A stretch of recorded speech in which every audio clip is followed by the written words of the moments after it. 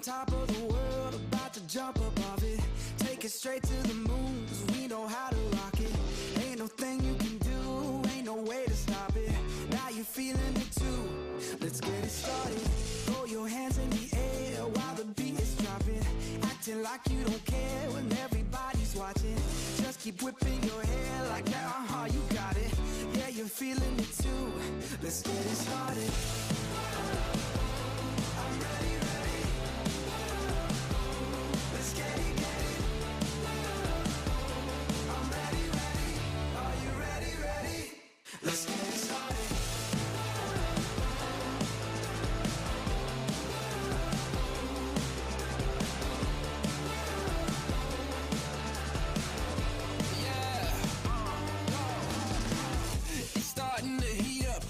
Charts off the meter, turn it up, blow the speakers, make them all to believers, break through the surface, tell them open the curtains, give them all what they wanted, yeah, now let's get started.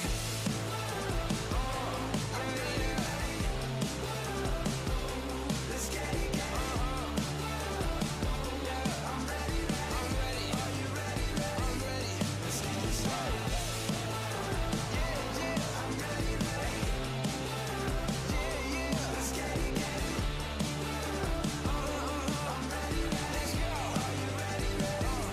Let's get it started. Let's get it started. Let's get it, get it. Let's get it started.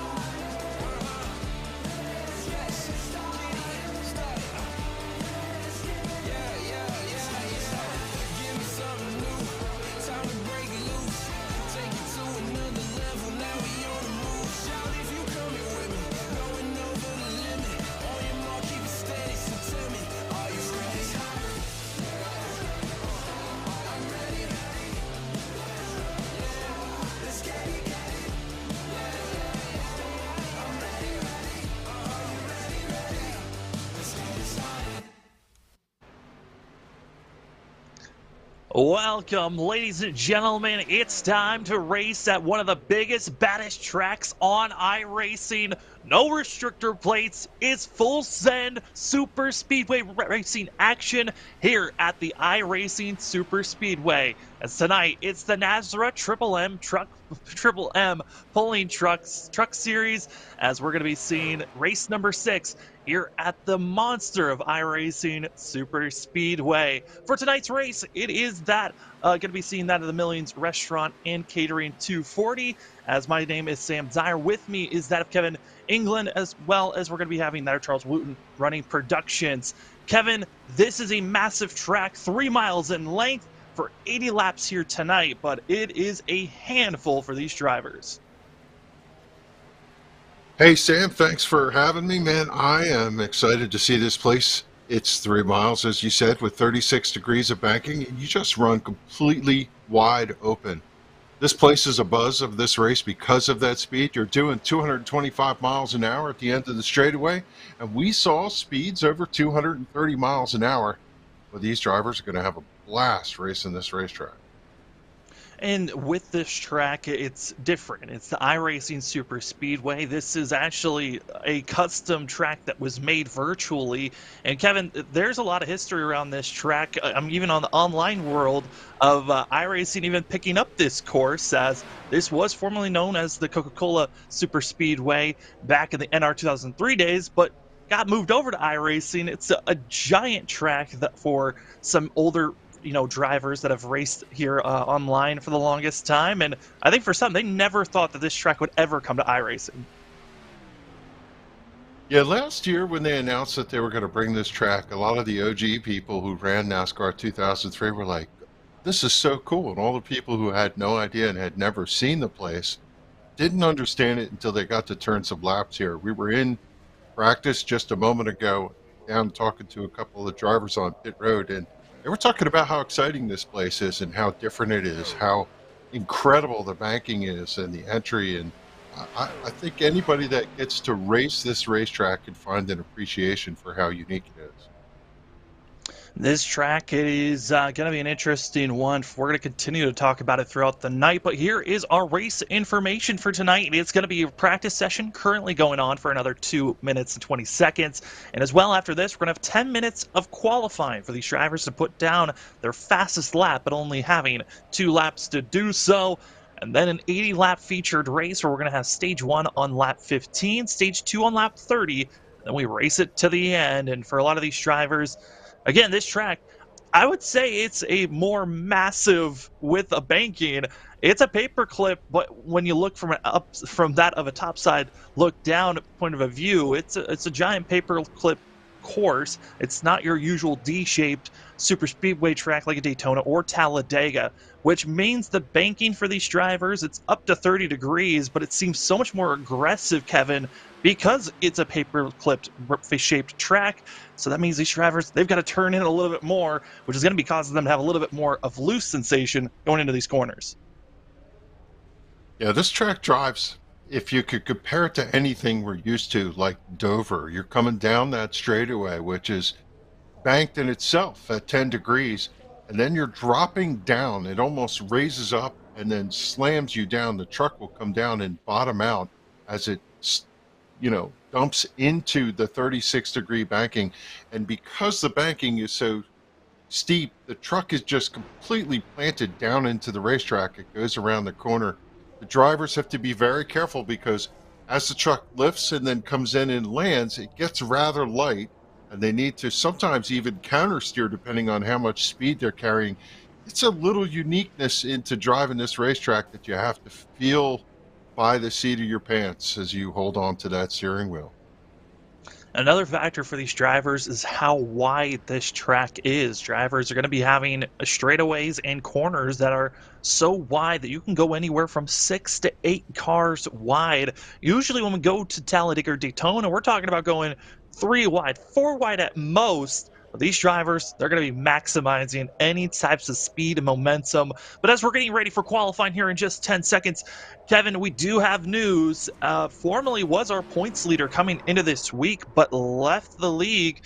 That of Daniel Belder going to be officially out of the NASRA Triple M Truck Series, deciding that after last week's incident at Kentucky, he was done racing here for the Truck Series.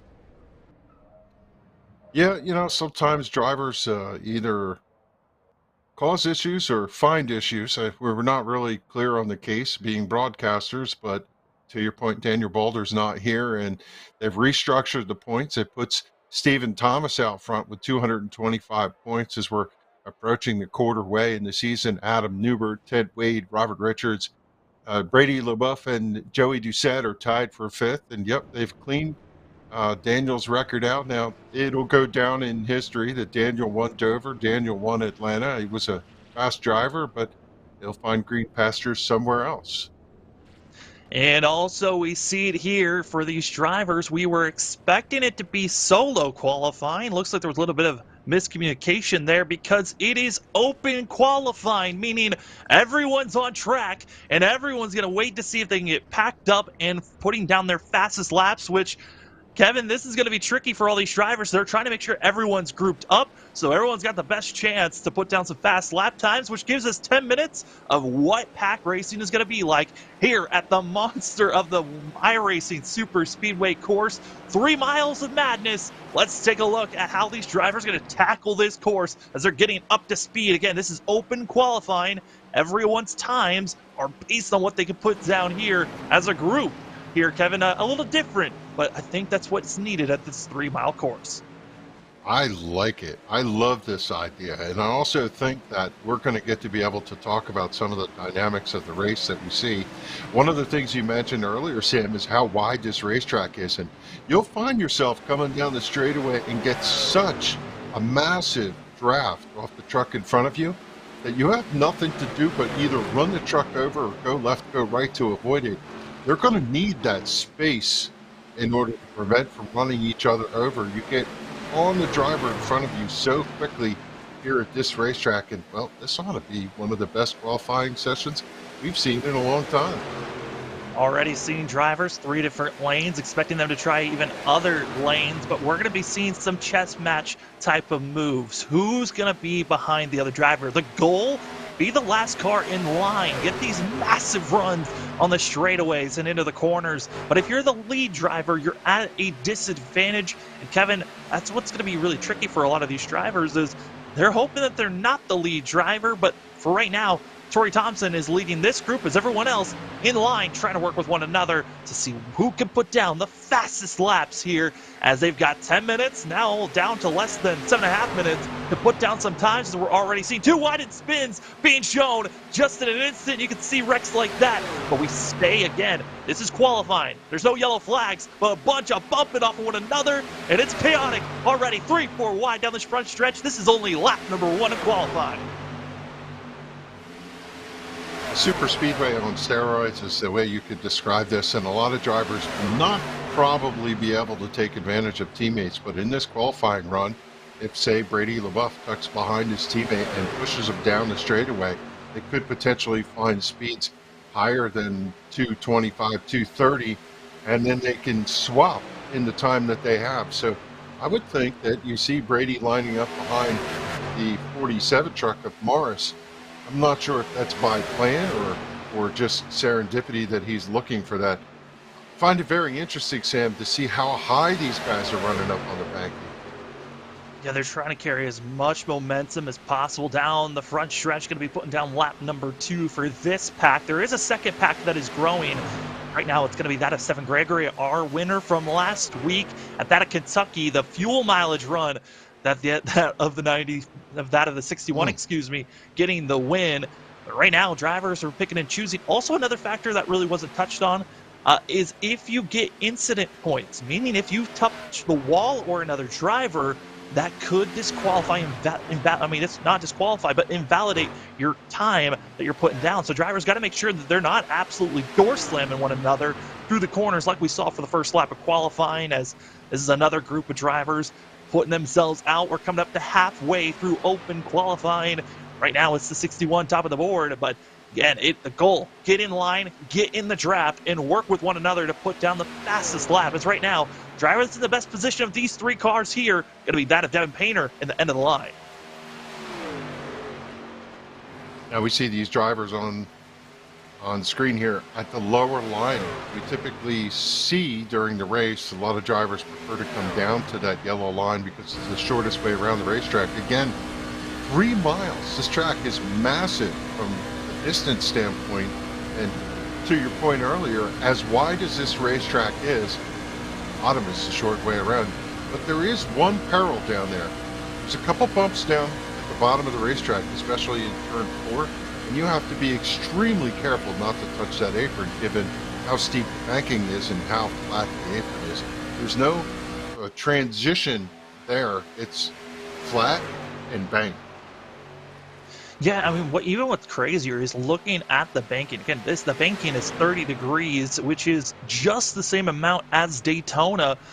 So these drivers are running at a similar banking of other super speedways, but because of the fact that it's such a more narrow turn, the banking seems so much more bigger and bolder than usual, as drivers, again, seeing that transition, the little jump up coming out of the corner onto the straightaway, certainly something terrifying. It's currently top of the board. It's going to be the 3 of Chris Cinnamon.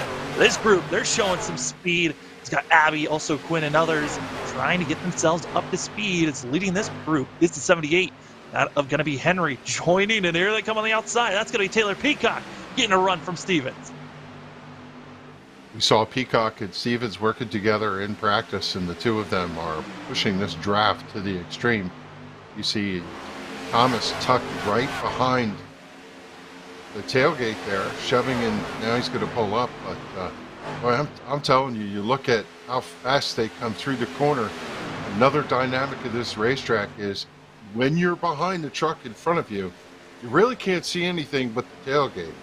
And when you get these massive runs where they're tandem like this, and you come upon other trucks, you're dependent on the first truck pulling out in time so that you have the ability to react. Otherwise, you plow right into everybody right in front of you. You're seeing the slashing and dashing, that of Taylor Peacock and others. Actually, That is Stephen Thomas and Peacock. Both were not able to put down a fast lap that time, even though they were flying. Because there was an incident, they were not able to. But this is the type of pack racing we're expecting to see. 3 wide, going through the corner. And the drivers going as low as they can. But like you noted on there, Kevin, the apron is a dangerous place to be. The driver that currently has the pole position in the back half of this field, going to be in the white and that of the mustard yellow, the 44 of Logan Quinn, as he sees drivers in front of him making the daring moves, trying to best the 44th time. Currently, best time on track is that of a 47.465. Take that away. Matt Rudder takes the fastest time for the 33. That is an astonishing speed, and really what you're doing is a chess match at 225 miles an hour, just trying to get the cleanest run. And what the drivers do is try to line themselves up coming off the corner to get the full run down the straightaway, pull out, be down low, and that's easier said than done when you're running in a gaggle of trucks like we're looking at on the screen. Yeah, and again, it's the drivers that are lingering behind, trying to just get a giant, basically, toe to pull the trucks moving forward that are the ones that are trying to maximize their speed. If you're a lead driver right now, like Taylor Peacock, you're not getting the fastest times that you possibly could do, as Peacock now moves up to 14th after that time. It's the 9 of LaBeouf that was in the middle of this pack that's actually going to put down the second fastest time. And it's the drivers behind that are really ones to watch out for. Matt Rudder currently is just lingering and waiting to make a big, bold move, but we're coming up to what potentially could be the last time for these drivers to put their fast lap. And Kevin, they're 3 wide, and they're keeping it clean. They've got plenty of space to work with, but it's the entry of the corner. They're 4 wide going into turn number 3. Remember, this is qualifying. It's nerve-wracking just to watch them do this, as we saw bouncing off the wall there is LaBeouf, and man, the speed that Rudder put in is just astonishing. I think it's going to be hard-pressed in the time left for somebody to knock that off. Brady LaBeouf's done, but Rudder's still in that lead group. That group we just saw LaBeouf dip away from is still possible. Put one more good time down, and that's what LaBeouf, for Rudder and as well for Quinn, are hoping to do. The 33 in the prime spot to even best his time. Again, the 33 already has the pole currently, but you see the dashing. Henry dives it all the way down low. Is he going to come back up? Will not.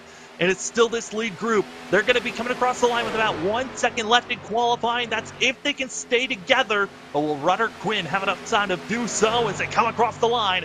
4, 3, 2, 1. They just come across the line as qualifying comes to a conclusion. And drivers were not really truly able to best their times. But Kevin, that's 10 minutes of a taste of what this track is going to give us.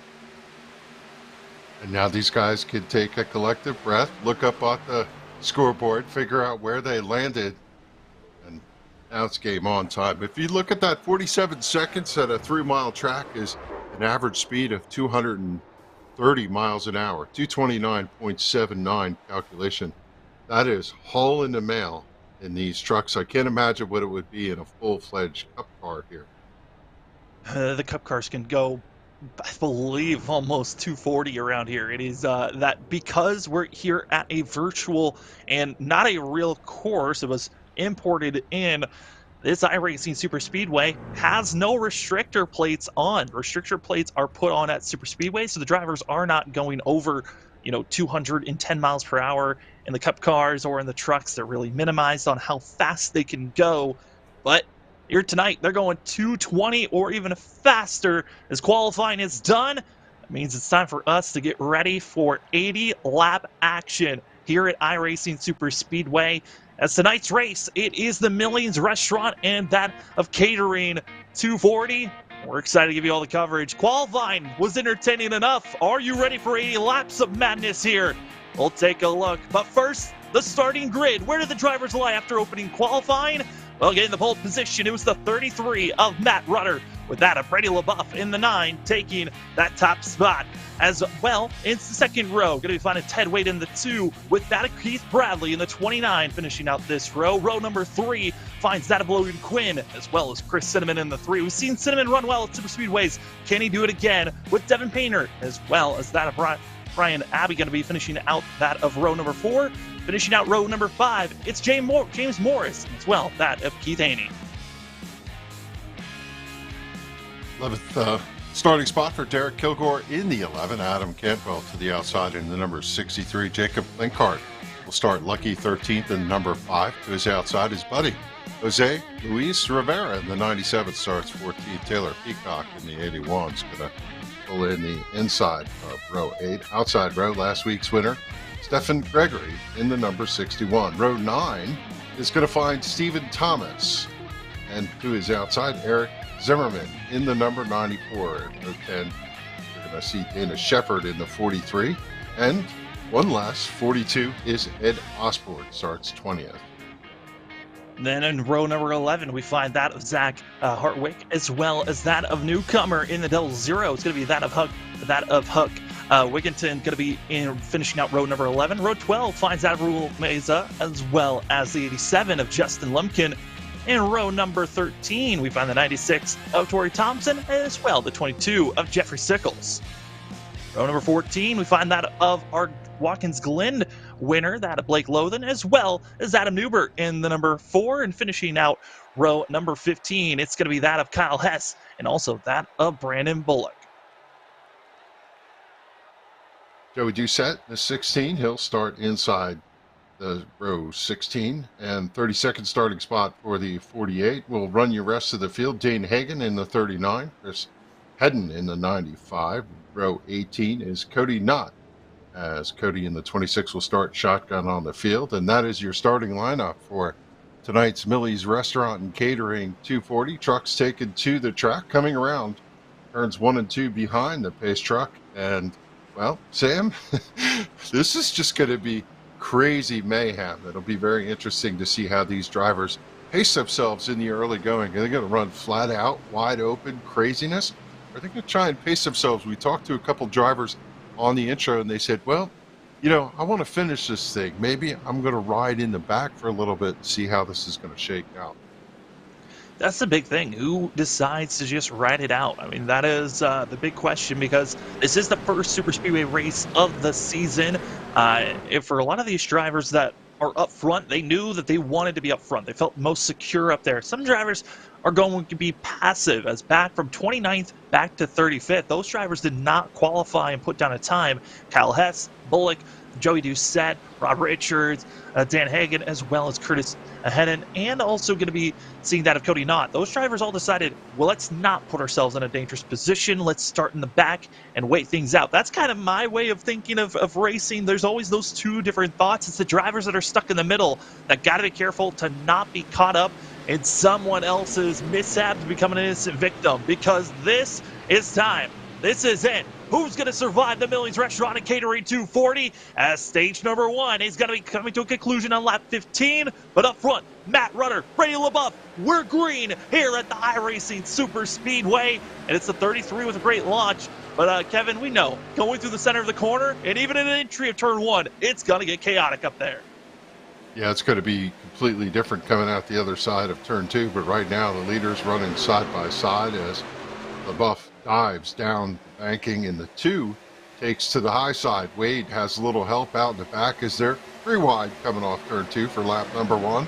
And what I love about this racetrack is you're going to find out that some of these drivers just run on kill the whole time. Let's see who wants to play out. Who wants to be up front? Who's going to linger in the back? And up front, they're already starting to single file just a little bit. It's going to be seen that of Devin Painter going to be the last of those drivers. 5th on back, side by side. Just got Morris, Abbott, going to be lingering with one another, but it's that transition. You can see the aggression of that out lip that's trying to put the drivers back in the transition on the straightaway. Kevin, also we see that lip on the coming out of the corners, but also the entry of the corners, as we're going to be seeing side by side. And it's going to be the 9 saying, I'm out of this. I don't want to be up front. As there goes Brady LaBeouf, drop into the back. Yeah, first couple laps, drivers are going to feel out their truck, feel out their competition, see how the runs go. This is the first time that all of them been in close quarters to each other on the racetrack. As much as they've run in 2, 3, 5-car packs, now you have all 30 plus vehicles on there. You can see from that one camera shot how much the truck drops into the corner. And well, what I'm thinking is We know that Ted Wade is the kind of guy that's up front all the time. In fact, he leads the most laps so far in series with 164 laps on the season. Blake Clifton is second with 41. Robert Riches is 37. But when you get to this type of racetrack, well, we saw the two to the outside on the start, and he's kind of hanging back there. Where? 15th right now? I don't know that he's looking to lead laps in this event. Not at all, as we now run on the back bumper of that of Adam Cantwell, and you're seeing a little bit of bump drafting as the bumpers face into the camera and giving a sense of the drivers. The aggression level is here as Cantwell trying to hold the lead. He's also got Abbott up to his outside, but you can see that change in the center of the corner. Just a little bump on the entry of the corner. These drivers get a loose and light sensation in the trucks. It constantly are trying to hold on each and every lap, hoping that you don't get yourself caught up in an incident. At the same time, you've got to trust the drivers behind you that they're not going to give you a bad bump and accidentally tap you on the right or left quarter panel that could send you spinning around. As that high line is on the move, and I would say the middle to high lane is a lot more comfortable position to be because you're not turning as much into the corner on entry, which means you're not going to be feeling that loose sensation as much as the drivers are on the inside. Yeah, certainly these drivers can anticipate that drop into the corner, but as you saw in that camera shot, they also have the jump that comes up to the straightaway on the front and the backstretch. When they're coming out of the bank and in that transition, there's a slight bump there too, and it unsettles the truck. What we saw in practice is you cannot be pushing someone out of the corner when they hit that bump, or you're going to just turn them sideways. And, well, there's a bit of a finesse about hammering the back bumper of the truck in front of you. Push, tap, nudge, okay, but when you hammer that truck, you're going to just completely turn it sideways. That is not what you want to see, especially on the fact that none of these drivers have a fast repair. If you get into the wall, if you wreck, you are out of this race. You don't want to be caught up in that type of an incident at all here tonight, as some drivers are up front racing as hard as they can be. And that's why we're seeing the side-by-side racing for the drivers currently up front. But you can also see on our ticker drivers that are back in 31st position and back. Joey Doucette, Dan Hagan, as well as Brandon Bullock, Cody Knott, and Ed Osborne. Drivers that did not qualify, they are back over 28 seconds back from our leader. Yes, they're back here, but they've lost a lot of time, Kevin.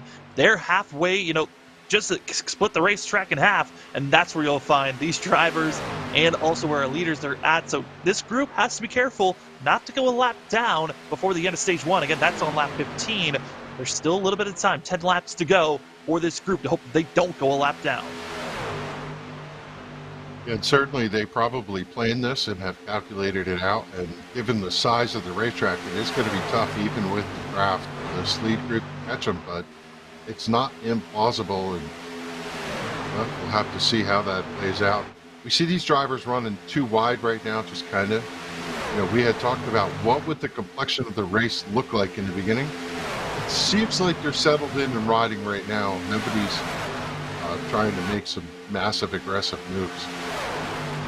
No, they're really not. And I just heard over the radio, some drivers that Chris Cinnamon and a couple of others that I've seen at other super speedway events be very aggressive at moments, coming over the radio saying, hey, just go on by. I don't want to put any pressure. I don't want to get aggressive here. And this is why we're starting to see a little bit of a change of drivers that have been up front, kind of favorites at almost every course we've gone to, kind of riding in the middle of the pack, just waiting to see what this front 15 drivers are going to do. And that's why the aggression is so high for the drivers up front. This is the best opportunity for that of Abbott, Cantwell, and also that of Keith Haney. Get these stage bonus points. Top 10 get the bonus points here for stage 1 and for stage 2. Stage 2 is on lap 30, but stage 1 on lap 15. Top 10 get those stage bonus points. And again, stage 1 and 2 sponsored by that of Sim Racer Hub. But Kevin, these stage points can be massive for these drivers that might not have had the best start to their season. Yeah, without a doubt, we can look at the point standings and see how much those extra points that the stagers have added up for the bonus rounds. And, you got to win to get in, but if not, you're going to need those bonus points in order to compete for the top of the championship. And, there's another kind of stat that goes unheralded, and it has to do with the number of laps completed in the season. Right now, it's Devin Painter running back there in 10th.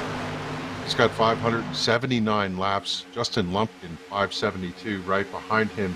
And, you know, one of the things we'll talk about later, when and if the runs start to go where drivers are trying to pick up, you have to be really careful an incident doesn't take out a dozen trucks, because you're just going so fast that if somebody gets crossed up in front of you, you're hard pressed to drive away from it. So, you know, right now everybody's being calm, but later I really believe we're going to see drivers get massive runs and go out 2, 3, maybe even 4 wide here at the iRacing Super Speedway.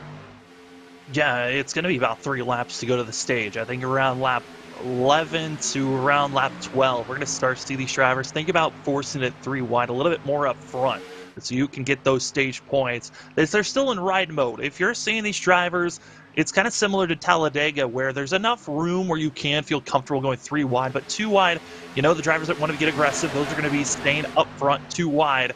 But once you see drivers kind of really going back and forth, high line, low line, trying to pick and choose, be aggressive on the movement to get up front, when you know drivers are on the lap, on the go pedal, trying to make sure they're in the best possible spot. It's right now, you're seeing the drivers up front on the high line. It's going to be the 82, that of Brandon Abbott. On the inside, it's Adam Cantwell. They have been running side by side up front since the drop of the green, but everyone else starting to close in the gap a little bit more. This is going to be your top 22, all in this lead group.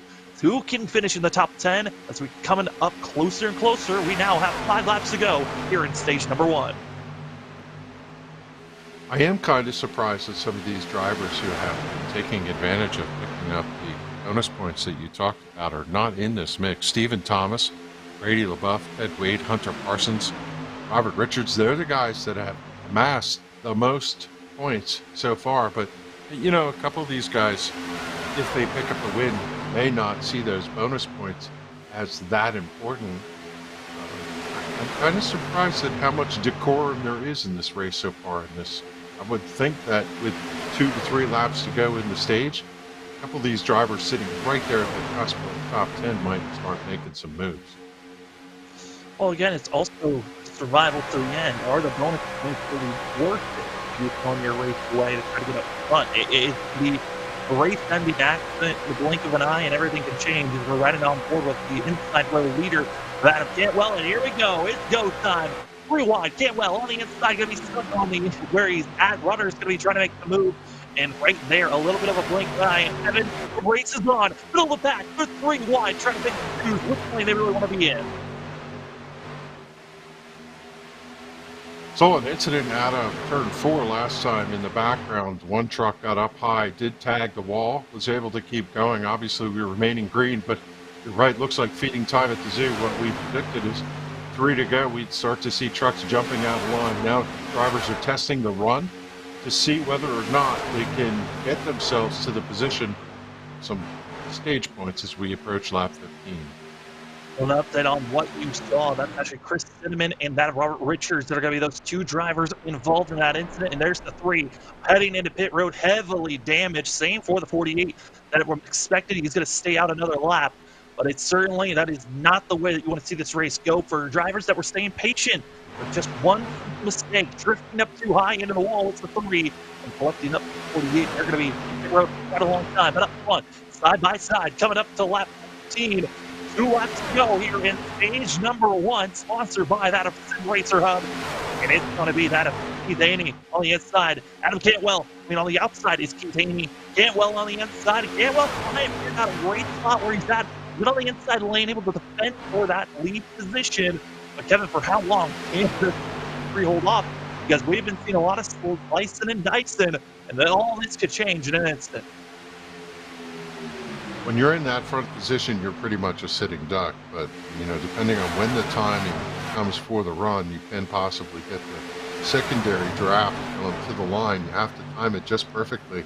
And for a couple of these drivers, they're sizing each other up to see where the run comes so that when they get it, they can cross the line still at the advantage and not get overtaken by who they just passed. Well, that outer lane got the bigger run coming out of turn number 4, and it's going to be Cantwell coming back to 5th now. But leading that inner groove, going to be the 61. That's Stephen Gregory, who won based off of fuel mileage last week at Kentucky. now just trying to muscle his way up the lead, but Keith who's had a great showing ever since he came in and started racing with the NASRA Triple M Truck Series. We've seen that 78 did a great job running up front. Can he continue on with this speed as more drivers slicing and dicing to the inside? To be seeing the 11 out of Derek Kilgore now trying to make a move as they're going through 3 and 4. Who's going to get the stage points? Bob Richards going to stay low. Drivers have to move up, and that's a very chaotic and distracting moment for these drivers.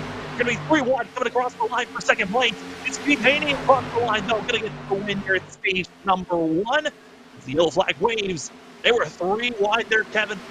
For that back to the 10th. I don't know who got it at 10th, but I believe it will be that of Ted Wade as we wait for the drivers to cycle into their positions. Yeah, timing and scoring put Ted Wade in that 10th position. Taylor Peacock 9th. Raul Meza is in that 8th position. It was Keith Haney pulling down the stage win with Brian Abbott, Matt Rudder, Stephen Gregory, and Derek Kilgore following across the line for the top 5. And there's some brave souls there. You saw them drop off the racetrack, endure the banking change to the apron to get that track position going in, and well, it paid dividends for a couple of them as they were able to sneak themselves to a top 10. And now it's the hard racing of catching up to the pace car to be trying to get as far up as you can as the pace car is going to be on the backstretch. So all these drivers, yes, they're under pacing. They're slowing down just slightly. They're now only running 200 miles instead of 220 at their max speed, trying to catch up to the pace car as Keith Haney has done a great job moving up and catching up to our, being up front, making some big moves, up 9 positions, started in 10th place, got the win here at stage 1. But this is the fun thing about Super Speedway racing and at the iRacing Super Speedway course. Anyone can make moves to try to win this race. It didn't matter if you qualified back in last. You still have a chance and opportunity to win at this track because in any moment the leaders could be wrecked out, or you can utilize the draft package to carve your way up to the lead. Completely different racetrack from Kentucky that we ran last week, but how about Keith Haney? Another strong run in the early going in that City Chevrolet truck. That bodes pretty well when you could do it on a track like Kentucky and then come and run a super speedway and find yourself up front. It's a great run for the 78. Biggest mover so far actually going to be that of the 93 of Raul Meza back in 8th. Second biggest mover of the day going to be going to the 61 of Stephen Gregory. Well, as the drivers coming to pit road, this is your time to lose or gain some positions, Kevin. I'm wondering for a lot of these drivers, what type of big moves can or will they try to make? As you see the 78 coming into pit road. There was a driver that stayed out. That's actually going to be Robert Richards, who went a lap down, going to be, I believe, our lucky dog of the race. So he's going to drive back around and catch up to this field later on. But Kevin, here it comes. Who takes tires and who doesn't? As they're going to be having 4 extra sets in pit road to work with. I really feel like they're all going to take tires. Even though tire wear is not that big of a factor, it's really about fuel mileage, getting yourself to the end. The passing here with the draft allows you, like a super speedway, to drive through if you really had to. Now, some of these drivers will see no tire wear, so they just probably won't take any tires. It's hard to say. Whatever the case, I don't think tire wear is that big of a deal. And I'm sure that, like we see the 78 on the screen, track position is at a premium. And it looks like one driver stays out. Blake Lothan decided to go with that as Matt Rudder. Stephen Gregory with fuel only, going to be able to take 2nd and 3rd place, as well as Keith Haney going to be going with 2 tires only. As these drivers going to be along 3 miles of course and pacing. So we're going to take a quick commercial break. When we come back, stage 2 here for the NASRA Triple M Pulling Truck Series. We'll be back in just a few. An automobile purchase shouldn't be hard. The hardest part for the consumer in the whole process should be selecting the vehicle. We have the online credit application. We can bring the car to you to see it, to test drive it, to deliver it. We have all the tools in place, and we've had them in place for a long time. I just think now we've perfected it. It's become part of our culture. We've, kind of taken it to the next level. It is easy, and it should be easy, and it should be fun, and it shouldn't take a whole lot of time. This is our series. so many different pieces that you have to watch out for. Where the stakes are always higher. $300,000. Where virtual meets reality. How bad do you want it? They're wasting no time getting at it. Where the best thrive and the flawless win. This is the NASCAR Coca-Cola iRacing Series.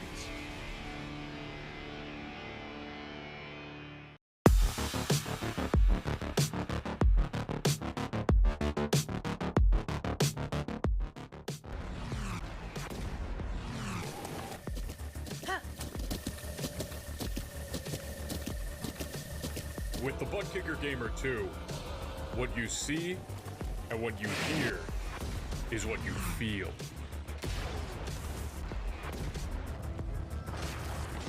Butt Kicker. The future is feeling.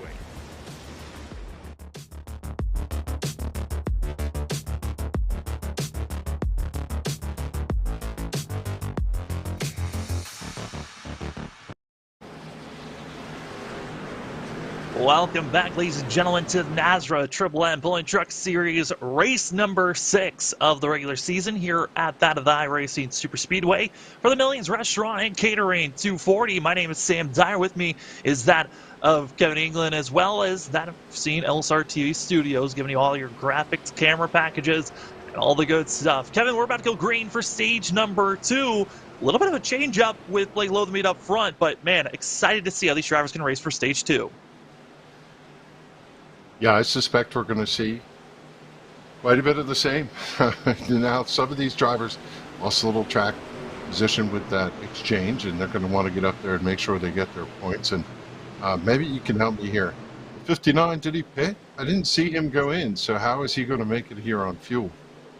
He's hoping that he saved enough under pacing. Blake Lothmead did not come into pit road, hoping possibly for a yellow to come out, as the rest of the field did come into pit road, and lap being led by the 59.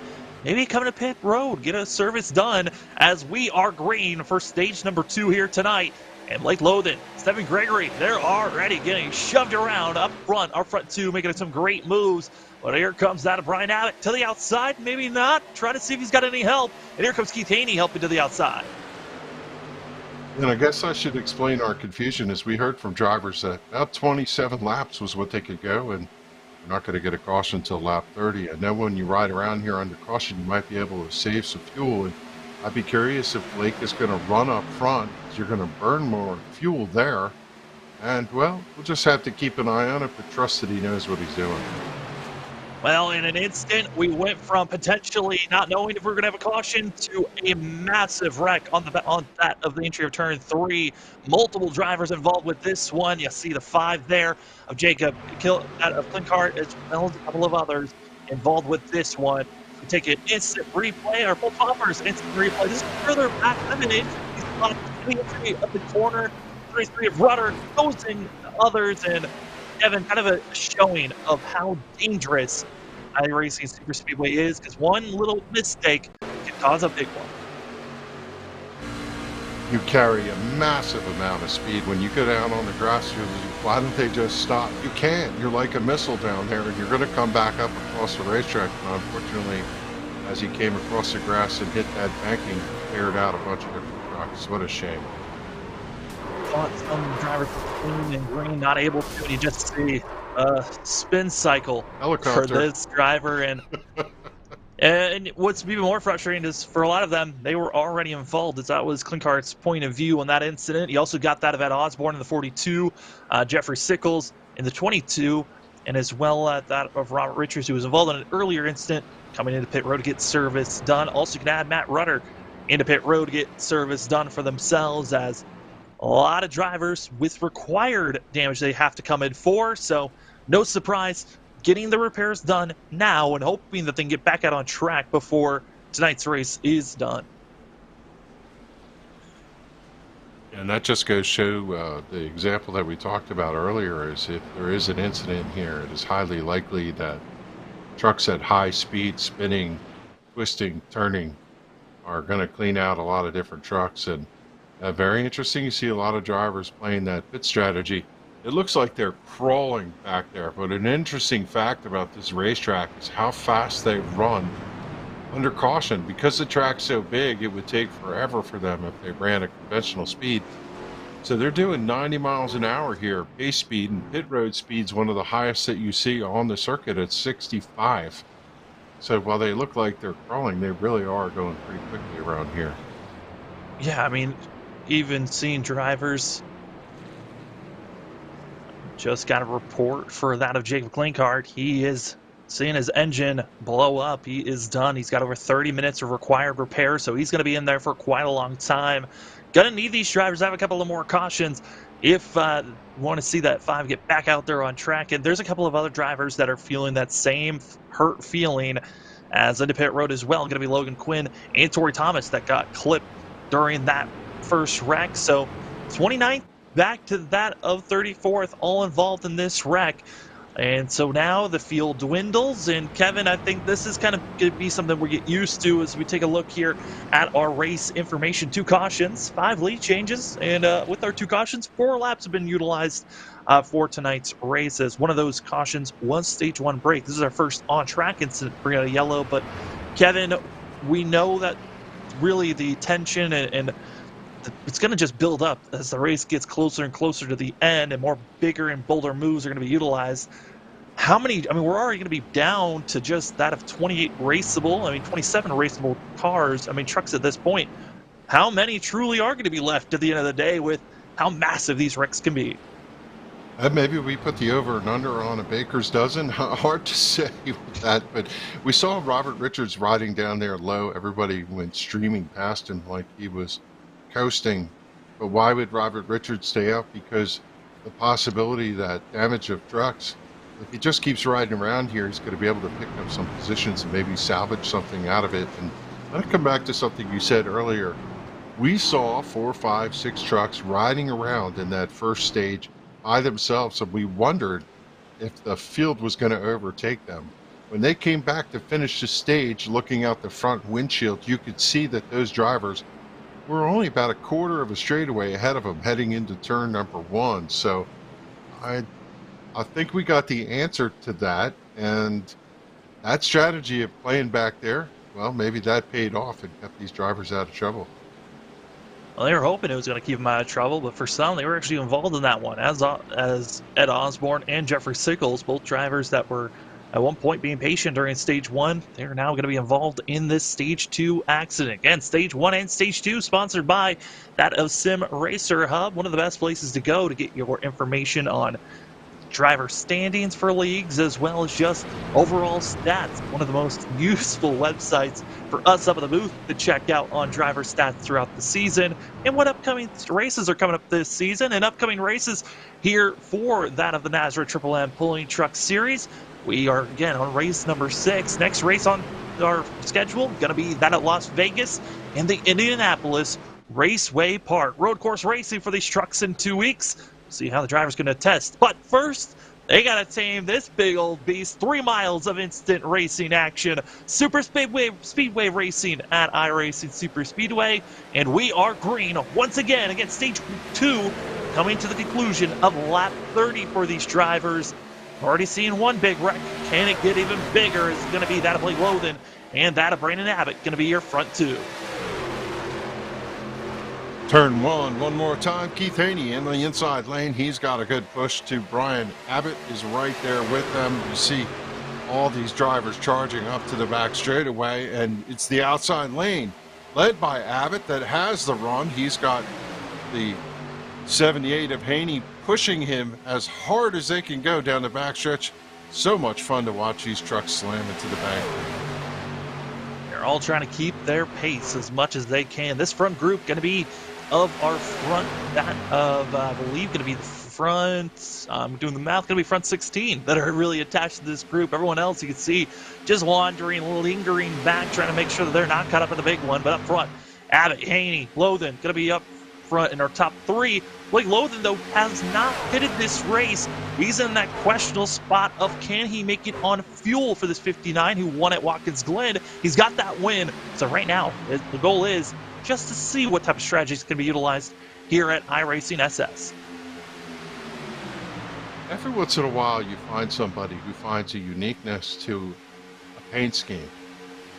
And looking at Logan's truck color, I don't know what you call that, seafoam green, but you could look across the track and pick that thing out. I just love the color of that race car. Well, when you can tell, I mean, it's so different. You got everyone else, you got a couple of blues out there, red action, a lot of white on these trucks. Blake's is the one that you're just like, oh, yeah, there he is, the 59, and he's leading the inside row and hoping to be leading a couple of more laps. He now have entered 5 laps to go here in stage number 2. Getting top 10, getting those stage bonus points, and right now trying to win both stage 1 and hoping for stage 2. It's the driver second on the outside out of Keith Haney. That 78 truck is hoping for the best here for the inside row. There's also some strong drivers that are hoping to get some good point day here. And right now, Logan, as well as having Adam Cantwell, doing their best on the inside, but third truck on the outside, riding along with our Kentucky winner from last week. That is Kevin Gregory, who's just staying behind. And Kevin, you noted on it earlier in the broadcast, when you're riding behind somebody who really can't see in front of you, it's only the truck in front. But here comes the 61. Now he sees a little bit of clean space. Nope, he's got a big enough run to try to make it faster on the inside. Yeah, ducked out. He's going to have Lifton behind him, and they're going to get a good run coming up after the corner. And the inside lane will get the charge with a little bit of energy as the bottom line is organized down there. And the 61 is going to nose ahead. That is textbook right there on how to drive this racetrack. Go in front, get the push. There's a little air bubble right behind the truck, and everybody gets lined up with that same spacing.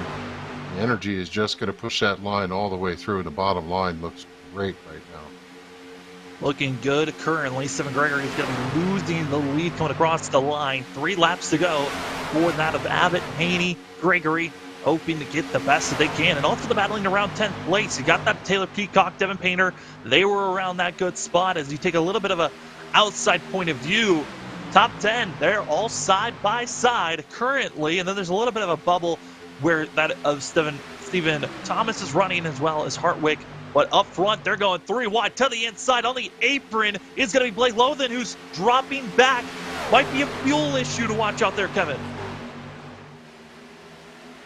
Yeah, did he not like what he saw there, or is he going to go to pit road? That's the question. They come off of turn 4, and he's going to stay on the racetrack. So I wonder if that was just a longevity play, wants to be in the mix for later tonight, didn't like what he saw. Or maybe he's just trying to save some fuel. Hard to say with what happened there that made him duck out. Blake Lothan, again, he has not pitted this race. Been out there for 29 laps, hoping to make it for 2 more. Basically a lap and a half at this moment. But at that, also, when Blake tries to cross the line, he's got to go an extra lap on top of that to make sure he's got enough fuel. We'll see if 59 can do so. But up front, it's getting a little bit more dicier as we're coming up to the white flag of stage number 2. It's going to be seen on our ticker. Got Taylor Peacock, who's running around 10th place, now moving up the lead. That shot just shows you how much speed they carry. And if I had to vote, punch the card for the driver that I said was aggressive and is always going to race up front no matter where we go, it's Peacock. He's shown some responsibility in that action too. He's not reckless. He's just fast. Every race he's up in this top mix. And this front group, again, going to be of our top 13, still attached, hoping to be in the top 10. That is your goal. And also hope that you don't cause a big one up front. It's going to be that of Brian Abbott, going to be on the outside. Then you've got Taylor Peacock on the inside. Keith Haney, second truck on the outside. Actually won stage 1. Coming out of turn number 4. They're going to be dicing it 3 wide potentially. Here comes Stephen Gregory trying to hope for the best. But on the outside, it's going to be that of Brian Abbott coming across the line. We wait for the yellow to be thrown. There it is. Abbott getting stage number 2, winning here. And if we freeze the ticker, Abbott, Peacock, Haney, Meza Kilgore, top 5, Morris, Gregory, Painter, Cantwell, and Jose Luis Rivera are going to be your top 10 point getters there. And Rivera, he just had a huge run coming off of 4 to check in and get that last point. And I was looking at some of the stats again. Stage 1 and Stage 2, sponsored by that of Sim Racer Hub. Looking at Sim Racer Hub stats for these drivers. Driver with the most incident points, not a stat that you want to have, but I talked to Jose about it. Comes in with the most incident points of all drivers, but it's really felt like a lot of the wrecks that he's been involved in throughout this season, it's been that of other drivers being involved and just coming into the 97. He hopes to get a better run here tonight as Taylor Peacock hoping to catch up to our leader as the drivers are racing to finish out this break. But Kevin, we got to see 30 laps. Only one on-track incident is brought out of yellow. This is going to be our third caution of the night, with the end of Stage 1 and Stage 2 also bringing out caution flags. But I got to say, 30 laps in of good racing, I'm impressed with the way that these drivers have been running here tonight. No doubt, we've seen a little bit of everything, just like we thought we would. There's a couple drivers, unfortunately, who paid the price of the speed here. Quinn, Rudder, Sickles, Osborne, and a couple that we've talked about. They're toast for tonight. But, you know, I also look back there at some of these drivers have not shown up yet here. They've just been holding their cards close to the vest. Have we called Brady LaBeouf tonight at all? I don't think we've even mentioned his name, but we know he's going to be there at the end. He just can't help himself but run that way. So I think we're going to see a really fantastic dynamic in the second half of this race. Well, there's a lot of drivers we haven't touched on. I mean, except for the first maybe 3 laps of the race, where we're like, okay, these are drivers to watch out for when it gets later on. As the field's coming into pit road, we'll see who can make mistakes and who doesn't. But, you know, Brady LaBeouf qualified second. He showed speed and then dipped out after 5 laps. And then also we saw a couple of other drivers that were racing well, such as that of Ted Wade and also Cody Knott, who didn't even qualify. He's going to be a driver to watch out for. On top of that, have not really seen the Bradley he's going to be carrying in, but it's no longer now a waiting game. The drivers coming to pit road. There's no more stage breaks. It's now all on the line. Who's going to win here tonight?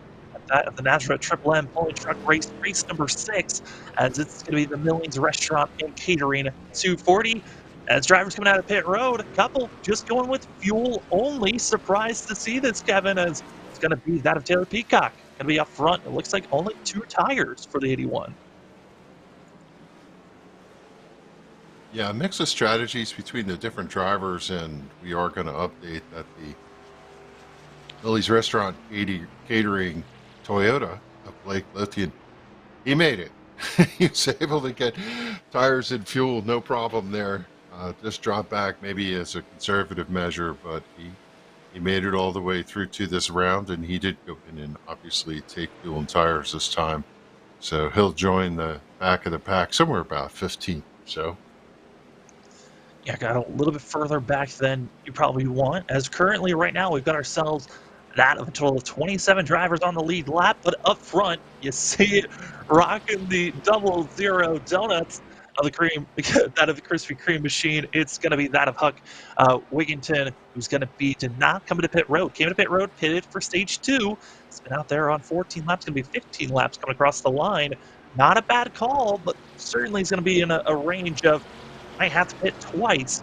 Might be just deciding to go with lead a lap, and it looks like that is the key for that of the 00 in pit road is going to be Wigginton. And with seeing the 00 come to pit road, a couple of other drivers might follow in suit. We're going to step aside real quick. When we come back, drivers are getting ready to race it to the end. We cannot wait to give you all the coverage here on LSRTV. An automobile purchase shouldn't be hard. The hardest part for the consumer in the whole process should be selecting the vehicle.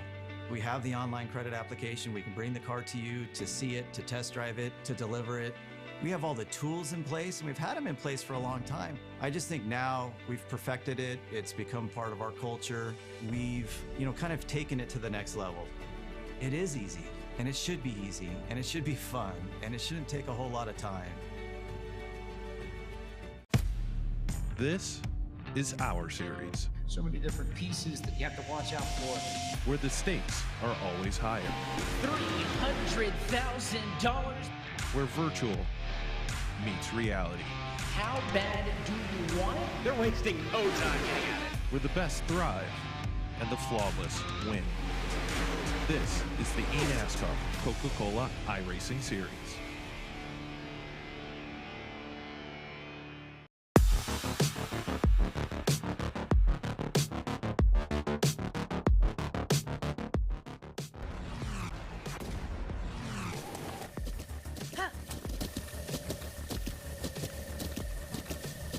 With the Butt Kicker Gamer 2, what you see and what you hear is what you feel.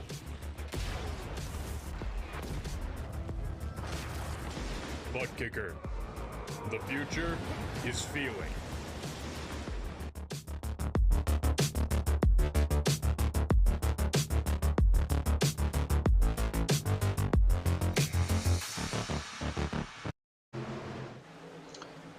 Stages are done. It's time to go race time. Racing to the end of lap 80 for these drivers. We are green. It's the NASRA Triple M Pulling Truck Series, race number 6 for the Millions Restaurant and Catering 240. My name is Sam Dyer.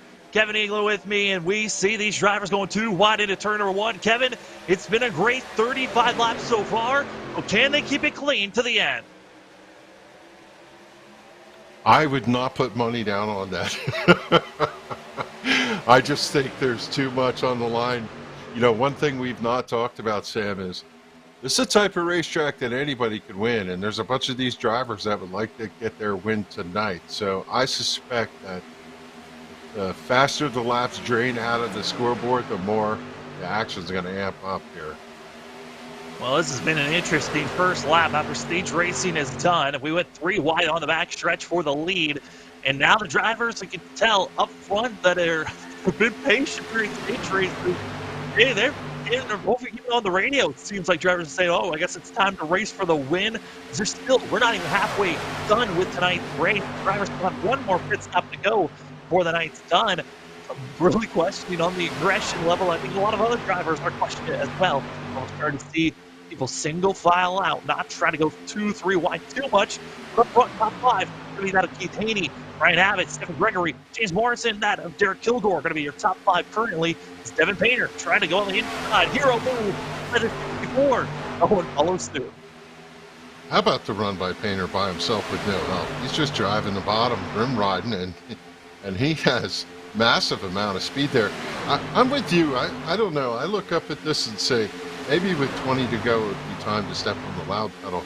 I'd be riding in the back, making sure I didn't lose contact with this, but I certainly would be scared to death to run up there, but no good for us. These guys are wide open right now. We're seeing some pretty slice-it and dice-it moves there through the middle of the racetrack. I mean, iRacing Super Speedway normally is a racetrack that drivers go to for all-star races or the Clash for some. It's more of an exhibition race than a points race. This is one of the few times for myself I've seen point racing at iRacing Super Speedway, and you can see drivers feel like they can make any type of moves. As Adam Cantwell is the 97, Will Meza makes some big moves for himself, and these are drivers that are running into the top 5. Adam Cantwell is 6. Steve Means is going to be trying to get a bump on the straightaway. And these are the 2 drivers that are going to be finding themselves side by side, hoping to get the inside lane moving. And Kevin, the inside lane, yes, they're fast on the entry of the corner, but it's the exit where it seems like, oh, no, Painter, another into the outside wall, and now it costs us a 64. Yeah, Painter's flinging paint, and he just got socked pretty well there. It comes almost knocked over the cone, and we're under caution one more time here tonight at the iRacing Super Speedway. Time for a Holtz Popper instant replay. And you're going to see here Painter being aggressive, and Roland Mays are going to be innocent victim involved with this. We're going to be seeing, actually, I take that back. The 93 drifted, got loose, I think, tried to hold on, came down, and they both go spinning, and another contact there for themselves. Luckily, only 2 trucks involved in this. Could have been a much bigger wreck, especially on where they were at, but for Rulo Meza, that is a blown engine. Could be calling it a night for the 93. Yeah, I just wonder if it almost looked like the truck got unsettled for Meza and just did that lazy slide. He was never able to catch up with it and came down and caught Painter and then tagged him again, which put the finishing touches on that motor. That's one of the things that's kind of terrifying with these drivers is you never know what's going to be, a small little drift to the inside. You're making these turns, you're hoping that nothing's really going to get you too loose, and you saw there, even on the middle of the high line, you could find yourself just getting that light sensation. You try to catch it or just let the car drift on its own and hope that it's going to catch itself, and contact is made just in a blink of an eye, and now finding some more drivers in pit road getting service done. And for our leaders, this now puts them in a spot where they might think about coming into pit road. I mean, Kevin, you noted on it, fuel window was around that of 27 to 28 laps for these drivers. It's still a little bit too far unless we bring in the count of caution laps, but I still feel like it's a little bit too far for these drivers to think about maybe staying out or coming into pit road to make it to the end. It's more of just trying to be off sequence from some of the other drivers. Yeah, if you're out in the back, you got nothing to lose, but I think a couple of these drivers have read your mind or they're listening to you because, quite frankly, we saw Stefan Gregory, last week's winner, who won on fuel mileage and also a fantastic race duck in, and he's sitting in his pit box right now. Right side tires going on the 61 Toyota, and see if he's going to take 4. Why not, since you're down there? Packet full of fuel, and yep, 4 tires in fuel, and the 61 will be down and away. It's going to be our top 11 that decide to stay out and not come to pit road. Keith Haney, that of Brian Abbott, as well as James Morris, Derek Kilgore, Adam Cantwell, Jose Luis Rivera, as well as Zach Hartwick, Dan Shepard, as well as Stephen Thomas, Eric Zimmerman, and that of Joey Doucette. Those 11 drivers did not come into pit road, with that of Justin Lumpkin going to be the first of those that came in. Just to top off with fuel was the 87. There were a few drivers that decided to go with 4 tires, and others just went with 2 under this stop. I'm just wondering, Kevin, with the extreme banking and how much you're turning and that light sensation, maybe there is a little bit more tire wear than expected with the amount of drivers that we've been seeing coming to pit road and get service done of taking these tires. Yeah, one thing I know, we obviously just came off of a lot of people running the Daytona Speedway, and the tire wear was almost negligible. But even after running the whole race and seeing 98%, 96%, turning into the corner, the car got a little light. It didn't want to turn as well. It wouldn't hold the banking, and you could be well served to go down and get some tires. So I'm sure that dynamic is in play here. The biggest thing that a fresh tire will give you is the ability to cut the corner at the center. And as these drivers go past the entrance to pit road, we know that they're looking at a fuel mileage race, possibly. I'm surprised a couple of them didn't duck in here and just, with 3 miles, you're going to burn a little bit out of that tank. I'm surprised somebody didn't top off here. Yeah, again, it was our top 11 that decided not to come into pit road. We have seen a few drivers calling it a night. Devin Painter, the most recent of those that is out of the session.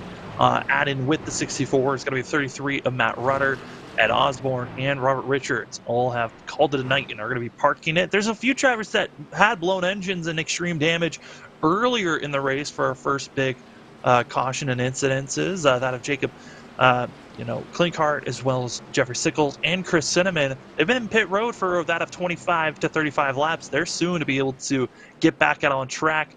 As we see, the lights are off on the pace truck. We're going to be going this time by. Also, Rule Meza, who was involved in the most recent incident, is in pit road getting repairs done. Currently, we got 24 drivers on the lead lap, but Kevin getting ready to go racing once more as we are now officially halfway here for tonight's race.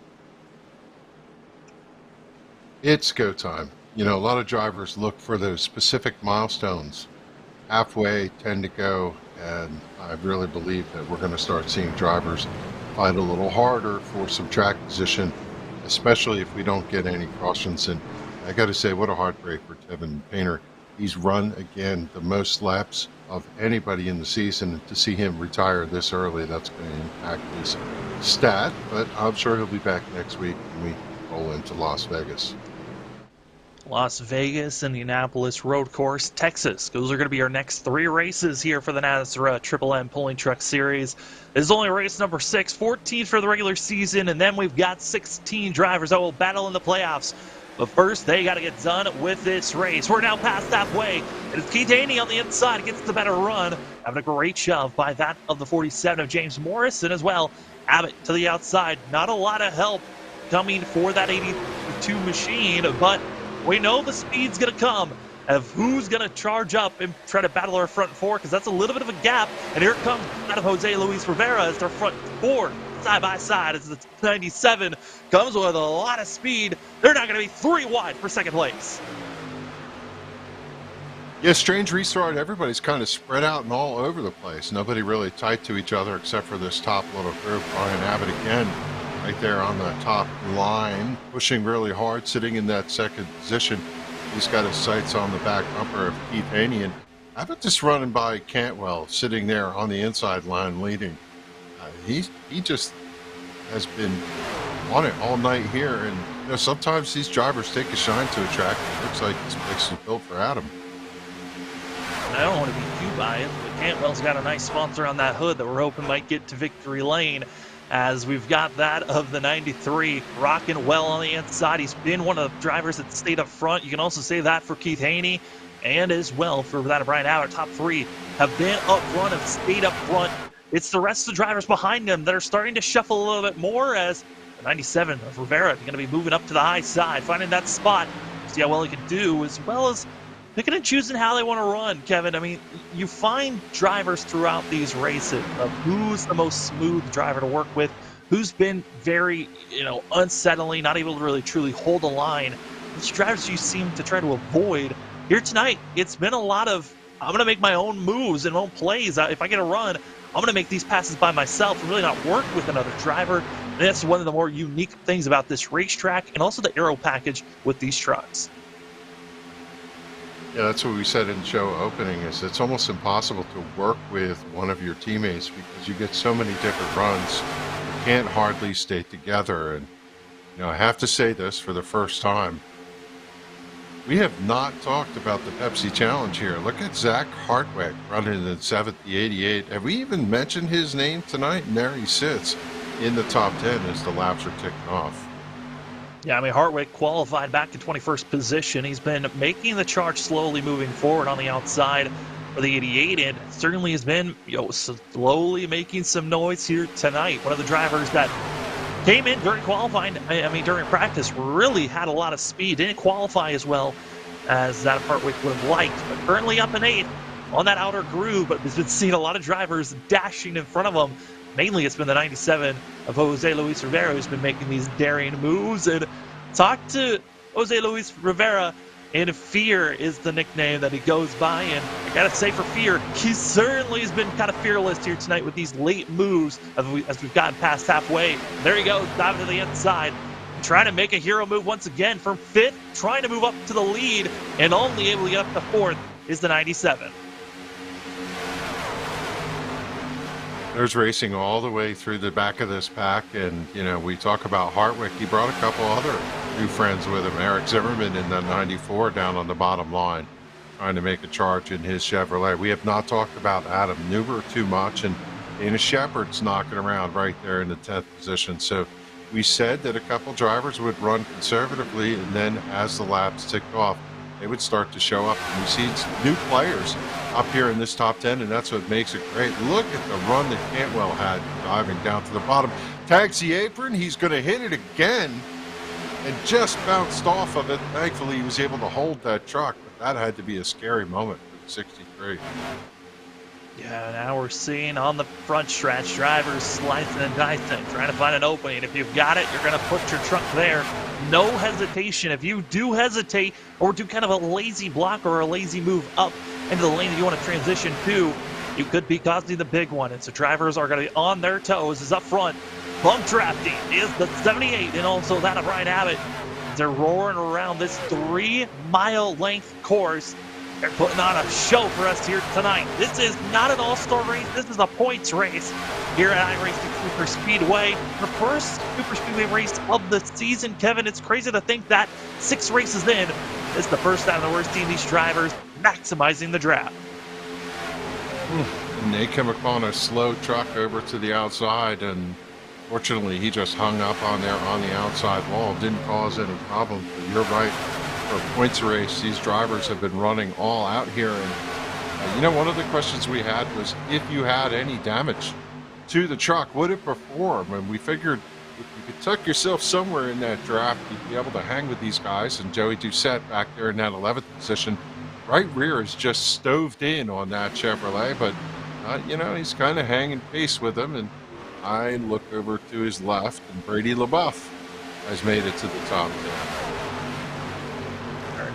Two other drivers just running slow but on track, trying to have the best run they can. Currently, that's a 3 of Chris Cinnamon back out on track after being in pit road for over 37 minutes, and on the outside just falling back as the rest of the field dives low. They're still able to go 3 wide and feel comfortable with how wide this course is, and some drivers even going to be trying to go into pit, going to be on the apron trying to maximize their speed. I don't believe that there is a yellow line rule here placed for these drivers, but certainly they're going to put every single big move that they can. As Cantwell moves right in front of that of Hartwick in the 88, and we'll see him the Pepsi machine once trying to get by that Hartwick, but you never know what big moves are going to be making, especially now that we're coming up to 3-4 laps from the pit window opening up for these drivers. They all still need to come to pit road one more time. But when will they decide to make that final stop and that decision to come into pit road? Yeah, a lap ago we came upon the lap truck win, and he took evasive action, went down there on the apron. I was hoping that he was going to be able to hold it down there. Unfortunately, his speed was low enough that he was able to do that. Now, one of the things we have not been able to determine is if the drivers got organized in a line, stayed nose to tail, would they be able to hold another line at bay? Right now, we see these top drivers kind of tucked in that top 5. They're driving away from everybody, but I really believe if everybody gets organized, they're going to run them down. Yeah, very, gotta get in line, work with one another, and hope for the best. Currently, this lead group still, our whole entire, all 24 drivers that are on the lead lap are attached to this pack with the draft, still enabling them to really make these moves going forward. But it's our lead group, our leaders on the outside, that are making great positioning for themselves. But it's everyone moving to the high line, feeling more comfortable there. And I think everyone's recognizing there's still a lot of racing. 30 laps to go. That's basically stage 1 and 2 combined. Each driver still have racing to go here. Is now to the inside. Gregory going to be forcing it 3 wide, almost 4 wide on the backstretch. I'm a little surprised that that inside lane is not able to get organized behind Campbell and drive up there, but it looks like they're a little disheveled here and there, and we got to call one more name, put it up there. How about the 11 of Kilgore, top 5? Where did he come from? He's been kind of under the radar. He's been up and then for most of this race, just been lingering, and now moving up in the top 5. And the big reason why he stayed on the high lane and just let everyone else that wanted to make some big moves going forward, but then try to make their passes, then fall back. The 11 stays in line, letting the patience route try to make him get all these positions, as everyone that tries to make big moves usually losing time for themselves as drivers continue to race on, looking like they're going to be good up front. Watching now, Danny leading this back with that of Abbott, James Morris, Kilgore, Rivera going to be your top 5. Yeah, that time through 3 and 4, we saw them run about the middle of the racetrack, which is a conventional line. Sometimes you watch them race at Daytona or Talladega, everybody decides to go run the junior line up against the fence, and these guys have been doing that for a couple laps here. And I guess just when you have the momentum, that's the way it's going to work. And that's going to save your right front tire a little bit. You're not putting as much stress on it as you drive through the banking on that sharp corner. But I tell you what, I am still sitting here kind of surprised that these top drivers running nose to tail are able to keep that inside line at bay here. Well, in the thick of all this madness is going to be the 95, one of our biggest movers, and I almost said one of our biggest scares of the night. Curtis Eddie, it's going to be one of the drivers with the biggest move, up 20 positions currently, dropping down. They're going to be 3 wide on the front stretch, but we've seen some drivers that did not qualify now starting to make some big moves moving forward, showing you didn't need to have that qualifying position. As long as your truck is still at full max power, good aero package, you haven't got any damage, you're able to still battle for a win here tonight.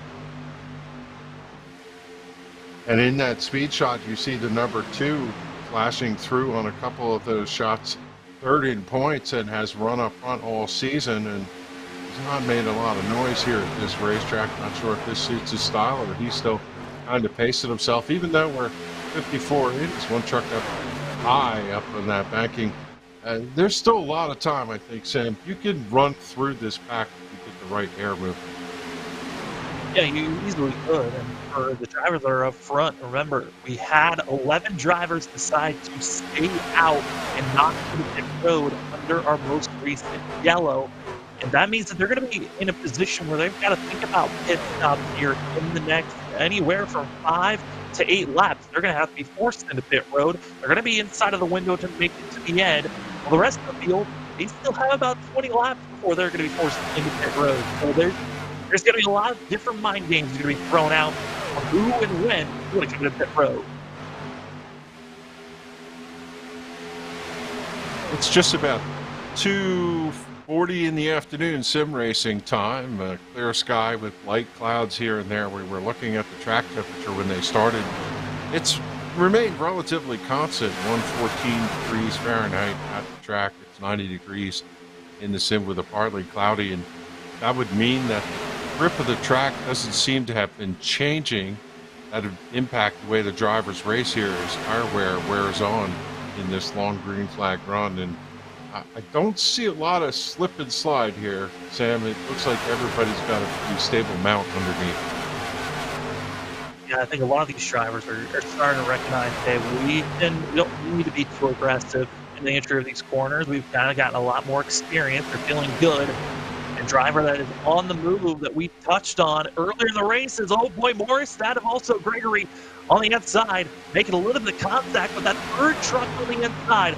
That is going to be the 9, Brady LaBeouf. LaBeouf was up front, qualified second, was battling for the lead earlier in this race, but now was moved up after deciding to fall back. They're getting racier, Kevin, and these are the moments when they're moving in these 3 different positions, picking different lanes, the potential of 4 wide racing as well. This could be a brewing combination to bring out the big one.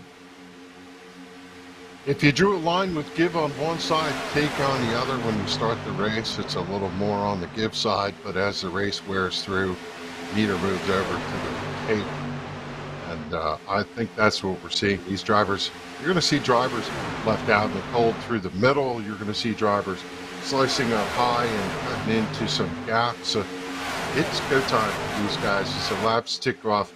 You could just see it by the amount of movement as we oh boy have drivers. Oh no. Oh. Look, this is going to be Blake Loathen into the wall. Others combined into this one. Yellow finally comes out, but one little shimmy up front puts some drivers on the apron going into turn number 1, and the next big wreck comes out, collecting that of at least 3 or more drivers.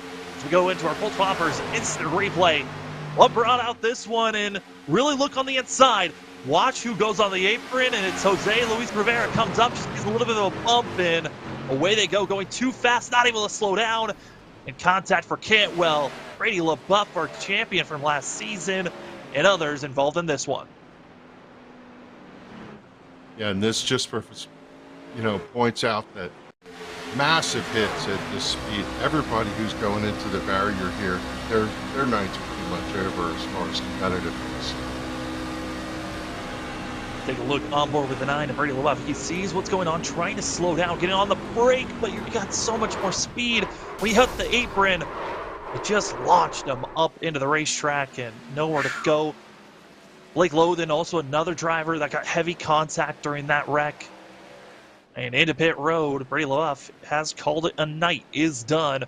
Blake Loathen went into pit road as this is our 5th caution of the night. Going to be technically our 3rd on-track incident to bring out a yellow. So we've had 13 lead changes, and this is going to be coming up to our 14th caution lap ran here tonight. Kevin, that was one of those contacts, and drivers even on track noting it. Drivers kind of forcing themselves in a position where they just were not clear. Yeah, sometimes drivers will come down that front straightaway and they'll turn up a little bit in order to turn down and rotate the truck into their corner, and it just looked like things got a little bit squeezed over there, and some massive hits for drivers. We saw Loathen, he pulled in, truck was smoking. He's going to sit down there. If they are going to fix that truck and get him back out, he's going to be down there a while. And, well, good timing for everybody not involved. We know they needed a little bit of fuel, and they're about to fill up their tanks. And this is going to be putting drivers in the good, even for overtime, I believe, for these drivers if they get a lot more cautions coming out. So leading this group going to be that of Keith Haney, as well as that of Brian Abbott and also Kilgore, all coming into pit road. Drivers further back, not expecting them to come in, as we got 21 drivers now left on the lead lap. Brady LaBeouf, like I noted on, went into pit road after that incident is officially done. As a little bit of complication on who's coming into pit road, it looks like there, as a driver misses his box. That's going to be Eric Zimmerman missing where his box was, drove through pit road, and that is an issue for the 94. He's going to have to come back into pit road. That's a bit of train wreck for a couple of these drivers. I saw Stephen Thomas mix his box, had to back up. He's going to get 4 tires and fuel and be able to pull away. Good news for them is it takes forever to run a caution lap when you're down there getting your service, so you got plenty of time to correct. And with 2 to go, they can come back in and top off a little bit later. And that truck's showing a little bit of damage there on the right front, so we'll have to see if he can keep pace in the draft. As if we got a couple wrecked trucks here tonight. Few there. Eric Zimmerman going to be expected to come into pit road. As again, missing the pit box. Very easy to do with how many drivers are around one another. But as we're under caution here, we're going to step aside real quick. When we come back, less than 20 laps to go here at iRacing Super Speedway for the NASRA Triple M Pulling Truck Series, race number 6. We'll be back in just a few. An automobile purchase shouldn't be hard. The hardest part for the consumer in the whole process should be selecting the vehicle. We have the online credit application. We can bring the car to you to see it, to test drive it, to deliver it. We have all the tools in place, and we've had them in place for a long time. I just think now we've perfected it. It's become part of our culture. We've, kind of taken it to the next level. It is easy, and it should be easy, and it should be fun, and it shouldn't take a whole lot of time. This is our series, So many different pieces that you have to watch out for. where the stakes are always higher, $300,000.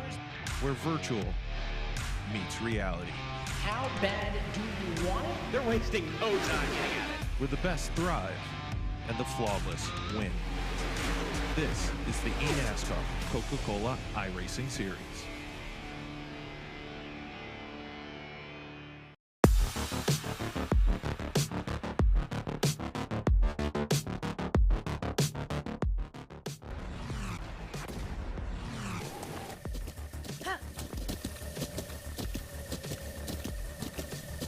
With the Butt Kicker Gamer 2, what you see and what you hear is what you feel.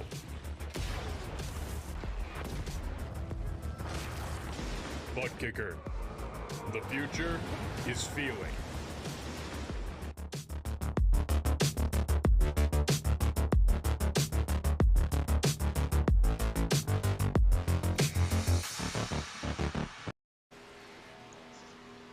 And we are back, ladies and gentlemen. NASRA Triple M Pulling Truck Series, and you can see there is Eric Zimmerman getting his repairs done and pit stop. Back out on track, going to be the last driver on the lead lap. Up front, going to be that of Keith Haney, with that of Taylor Peacock, going to be your front 2. My name is Sam Dyer. With me is that of Kevin England. And Kevin, we're ready for these drivers. Go green flag racing once again. Less than 20 laps to go here.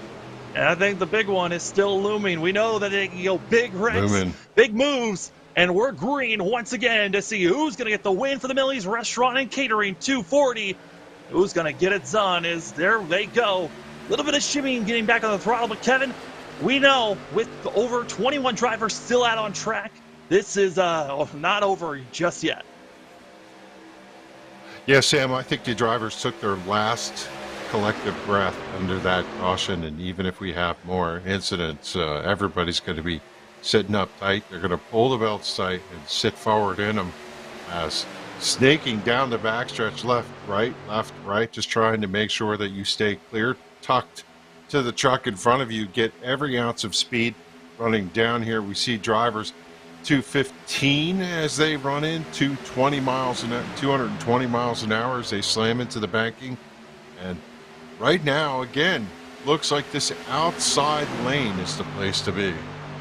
Outside lane's on the move, but second car on the inside, following that of Hartwick. It's going to be the 4 of Adam Newbert, one of our biggest movers so far currently up 20 positions is the 4. We've seen a lot of the drivers that didn't qualify as well making some big moves currently, but like you said, Kevin, that outer lane, it is so strong right now with the speed, and it's kind of a hold and wait. This is kind of what we see in NASCAR, where drivers, I mean, in current NASCAR, where it's run the outside lane, see who's going to try to make a move, but the outer lane just able to carry so much more speed than the inside lane that needs to turn more into these corners, scrubbing off pace, not able to carry as much momentum out of these banks on the exit of the corners, so watch out.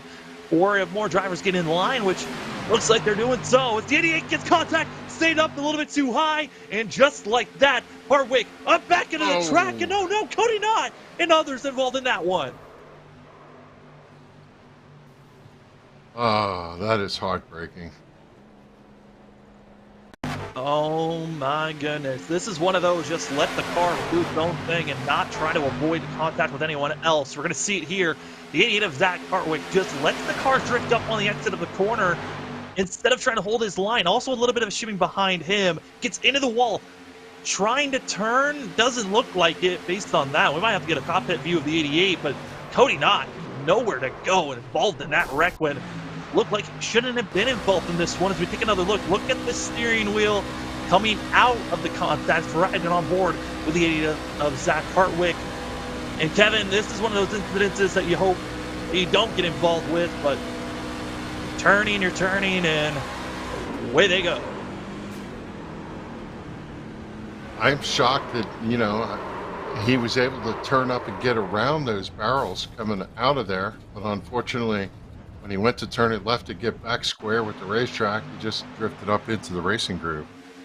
Cody, he was trying to turn, not as aggressive as you would expect, but as we're going to see from Cody Knott's point of view, for the 26 who had been just staying out of trouble, has been lingering back for an opportunity, sees the accident, and expects the 88 to just stay down low, and then, oh, nope, there he is.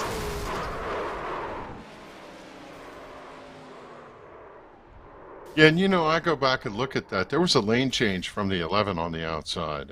Kilgore came out of turn 4, and I think he was turning down some as the 88 drifted up, and they just collided in the same real estate space.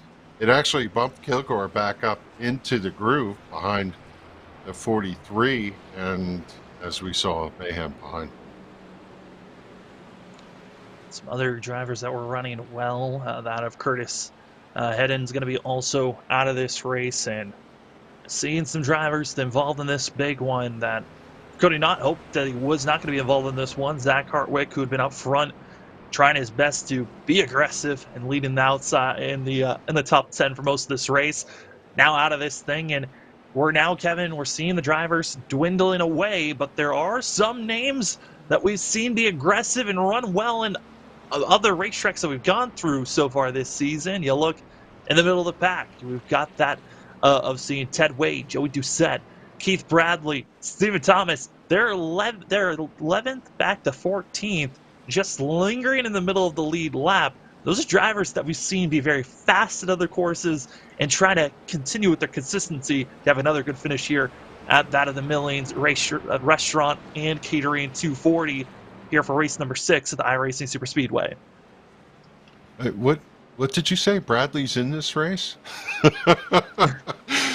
We haven't talked about the animal at all.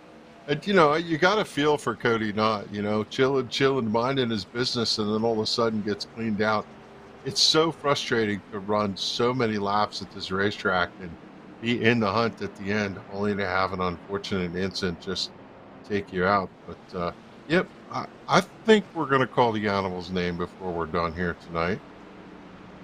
I would say so, as, you know, Keith Bradley always changing up the scheme that he runs each and every week and doing it once again with up front, and we'll see how the 29 can survive here tonight. I know that some people in the chat have been clamoring about the fact that Ted Wade and Keith Bradley are still in the race, but I think for Keith Bradley, he's been happy that we haven't talked about him, because whenever we start talking about him, that looming commentator's curse is always there. Yeah. When we start talking about a driver and how well they're doing, they're the ones that get taken out. It's one of those things that we hate as commentators, that we have that power. We just try to be nice, point out, hey, this driver's doing well, and then 2 laps later, they're wiped out and have the worst finish of the season.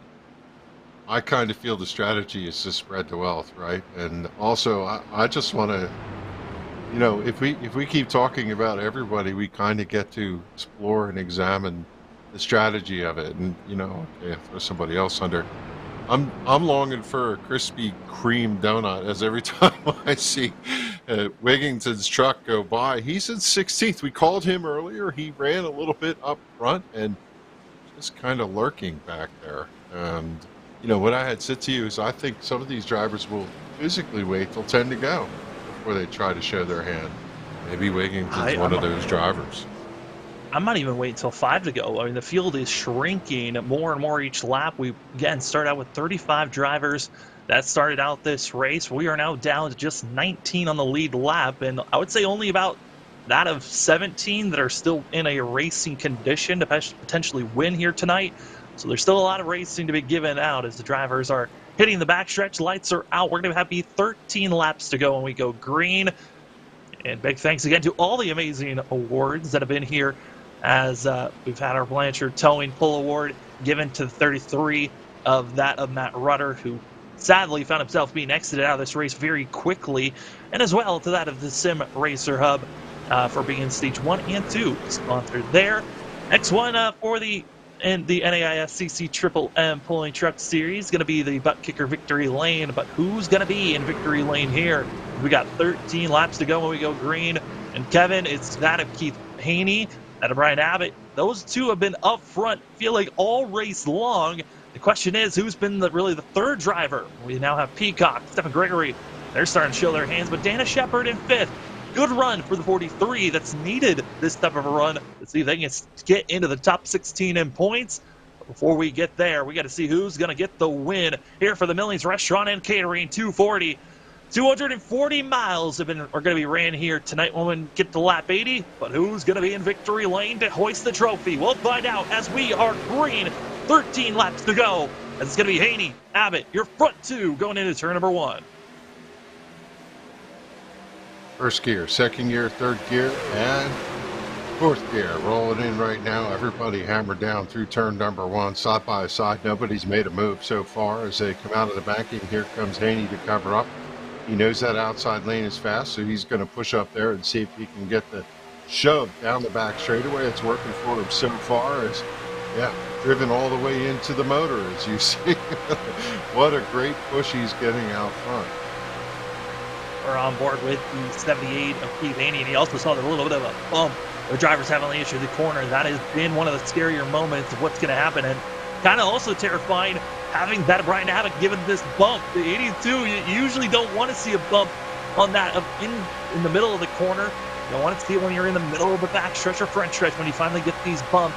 And then you hope the driver to back off just slightly in this moment when you go dipping back down into the corner.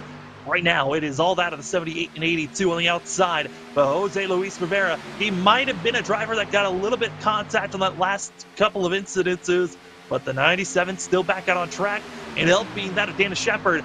43 might have a chance here tonight to get a win, as we're coming up to 11 laps to go when they come across the line. And Kevin, that string you were talking about of a little bit of give, maybe a little bit of take. At this point, when we come to 10 laps to go, it is all take, no give here to the end. Yeah, it's pretty much wound tight, and a lot of these drivers, except for our winner from last week, Stephen Gregory, they all see win.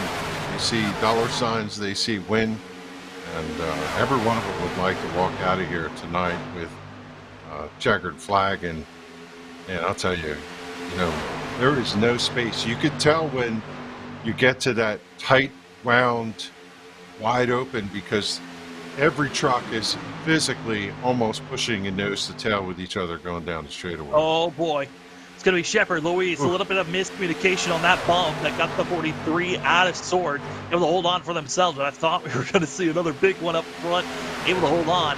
Now going to be single file for our top 5 on the outside. Kilgore is just trying to hold strong. He's got Dana Shepard to his inside. Coming across the line, 10 laps to go here, Kevin. And now, like you said, 10 laps is the go mode for them. We'll see who's going to be listening to that 10 lap time to start moving forward.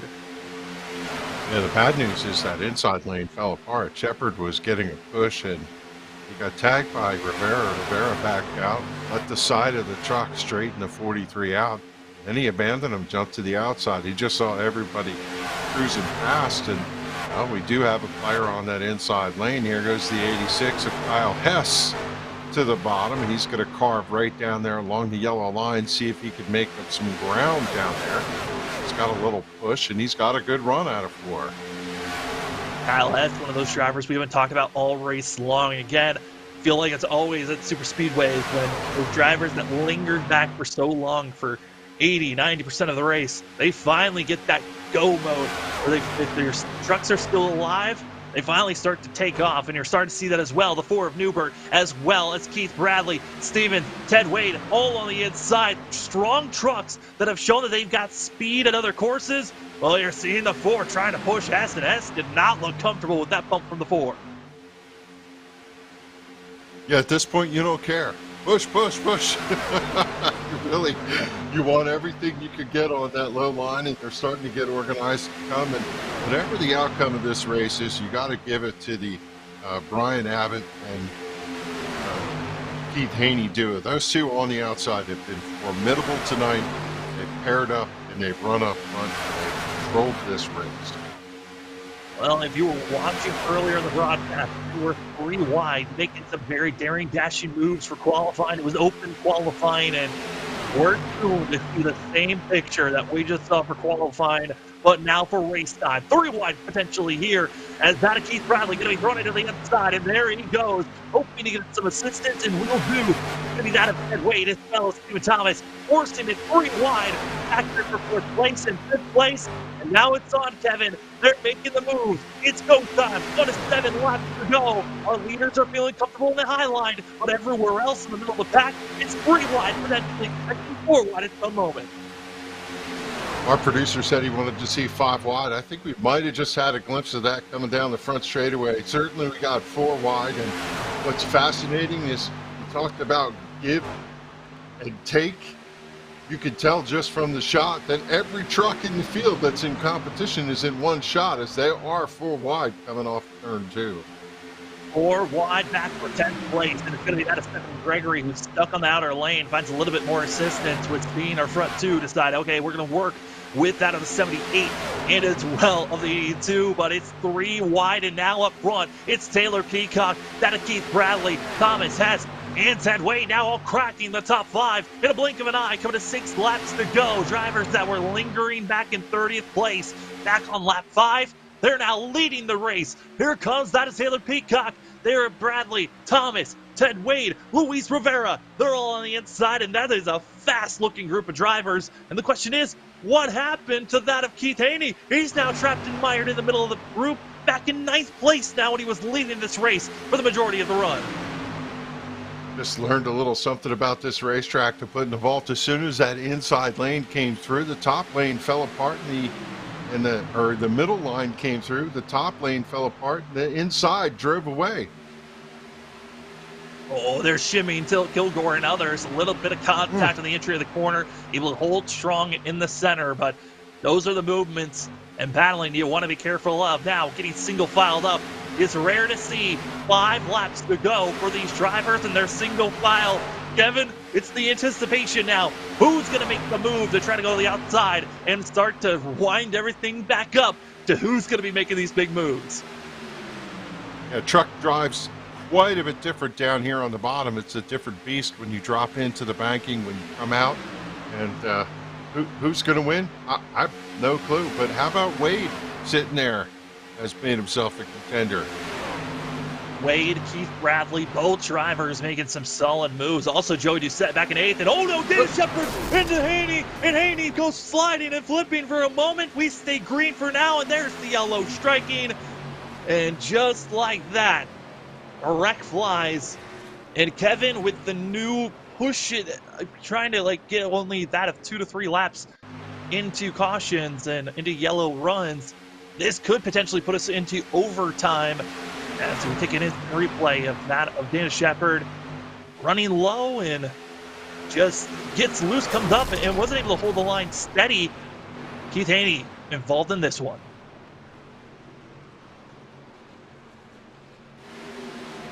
What an unfortunate thing, and I'm so glad that we called what a great race he had up until this point, because unfortunately the dynamic duo got destroyed there. Haney just plowed it into the wall, and that's going to be the end of the night for him, I'm pretty sure. But we still got a couple laps to go, and to your point, I think we will go green, white, checkered, at least the first attempt. And if we thought it was crazy before, wait till the green flag drops this time. They may be clean and green as they roll through 1 and 2, come down to 3 and 4, but when they come out of 4 for the first time, it's going to be bedlam. Oh, it is going to be slightly cutthroat out there. 18 drivers on the lead lap, and you could still say all 18 drivers, once they get stacked up, still have an opportunity to win here tonight. It's Taylor Peacock and others that we're not expecting them to come into pit road unless some drivers further back really feel like tires could give them assistance here on these runs, or if you've got slight damage that you feel like, okay, I need to get this repaired, that's why you would come into pit road. But up front, Taylor Peacock, Keith Bradley, Stephen Thomas, Ted Wade, Jose Luis Rivera, Dana Shepard, Joey Doucette, Huck Wigington, as well as Brian Abbott and James Morris. Going to be your top 10 drivers. They're feeling the most confident with that of Kyle Hess, Stephen Gregory, Adam Newberg, and as well seeing that of Brandon Bullock and Justin Lumpkin, who is staying out on track. Derek Kilgore, Eric Zimmerman, and that of Dan Hagen going to be coming into pit road, get their service done, hoping to see not too much damage for themselves. But Kevin, drivers are it's time, it's go time. There is no more waiting. You've waited for this moment. It's now to put it all on the line to try to win here for that of the Millions Restaurant and Catering 240 at the iRacing Super Speedway. I have a guess, and this is an anomaly in this world. One of these drivers sitting back there saying, they're all going to wreck, and I'm going to drive through it, and I'm going to win this thing. You know, that one driver has that on their mind. As they probably all can't imagine the fact that this is not going to end up with 12 trucks against the fence coming down there, because I want to win. Every single driver you see on your screen, all the way back to the white truck at the end, who I can't even tell who it is, thinks they have a shot at the win at this, Sam, and that's what's going to make this really cool. We have no idea who's going to pull this off. No, they're not shorting the caution lap, so we're expected to see these drivers come across the line. We're going to be going into overtime. Overtime rules are quite simple. We got 2 laps to try to see who can finish out this race if needed. And for these drivers, when we go green, if we get to the white flag, we then race it to the end. If we do not get to the white flag and the yellow flag waits before then, we'll be seeing these drivers go into their second attempt at overtime, as these drivers only have 2 attempts. So this is our 1 of 2 if needed at overtime, but we're for sure going to be seeing these drivers, Kevin, put it all on the line on this attempt and hope that this is the only time that they need to restart.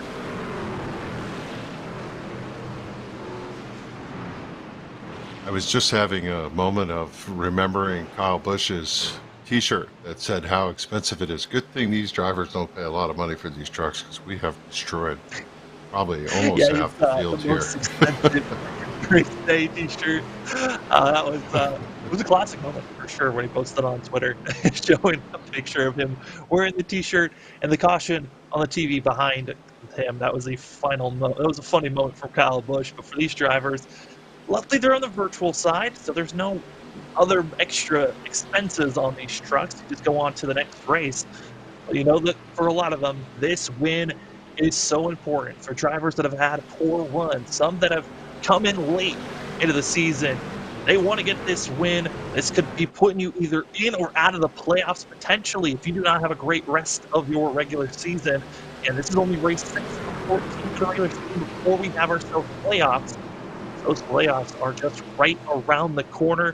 For those drivers, it's going to be the 6th race playoff action. But Kevin, it's time to see who can survive. It's going to be Taylor Peacock, that of Keith Bradley, Stephen Thomas, Ted Wade, Dana Shepard, as well as seeing that of Jose Luis Rivera, Joey Doucette, Huck Wigington, as well as James Morris, Brian Abbott, and Kyle Hess. Going to be seeing these drivers in your top 11 on the lead lap It's going to be a total of 18 drivers, but this is our first attempt at overtime, and we are green for the Millie's Restaurant and Catering 240. And there they go, Kevin. It's time to see who's going to force it 3 wide going into turn number 1. Will it be the top line? Will it be the bottom line? Oh, no, it ain't going to be any already. line. They're already hitting the fence coming through. Oh, no. And this is Wigginton as well as Justin Lumpkin involved in this one. And we're going into overtime attempt number 2 as we take a look at the building, kind of blocking off from the point of view of what might have happened here.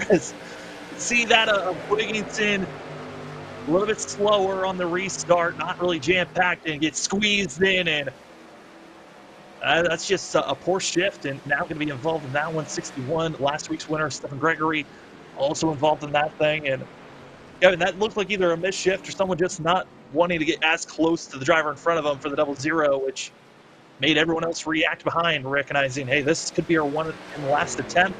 We got to go out there and stay with the leaders, and just combined, bringing out this yellow. Yeah, the drivers know what happened there. They'll go back and replay, but actually one of the more important points to consider is the only winner left in the field. One driver who has the win went to the inside fence there, so that means we're going to have a new winner this race for the season, and that's an interesting thing. And, you know, one other little footnote. I love the passion of Jacob Blinkhart. The 5 truck is what, 57 laps down, and he's out here. He's gonna come and make sure he gets the checkered flag. Waited through the whole race, got his truck fixed, just kind of riding around out in the back. I love that spirit. Yeah, he's still out here running and hoping to potentially get another position. I'm looking at how many laps down he is compared to the driver in front of him, which is going to be Devin Painter, and there are too many laps. I'm pretty sure that's even not possible.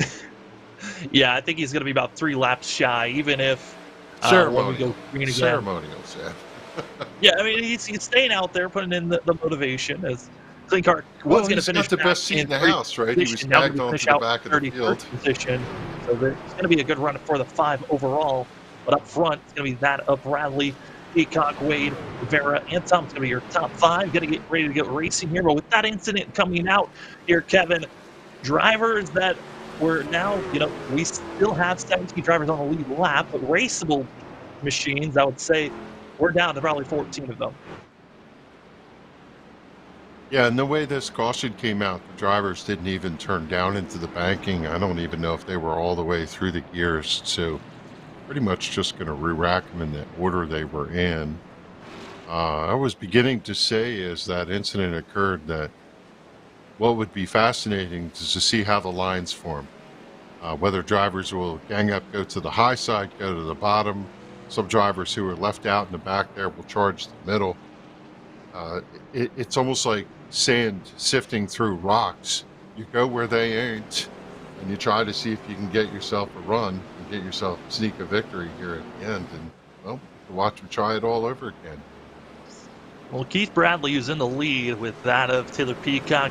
Our front two, they're feeling good for themselves, but this is going to be a very important restart. Again, we didn't, like you noted on, didn't even get to turn 1 before this yellow came out. It's going to be important to make sure that you are the lead driver at all times, because if we do not get to the white flag, which is going to be a 3-mile run, can they survive for 3 miles before we get to the white flag? This race will end under yellow. So the drivers that are up front, their goal, be the lead, stay in the lead, while everyone else is trying to set themselves up to make a last dash move, potentially go for a win here. And Kevin, as the drivers are going to get ready to stack up, get ready to go green on this next coming attempt. What position do you feel the most comfortable? I mean, usually we say the leader's in a sitting duck spot, but you never know with this last attempt at overtime.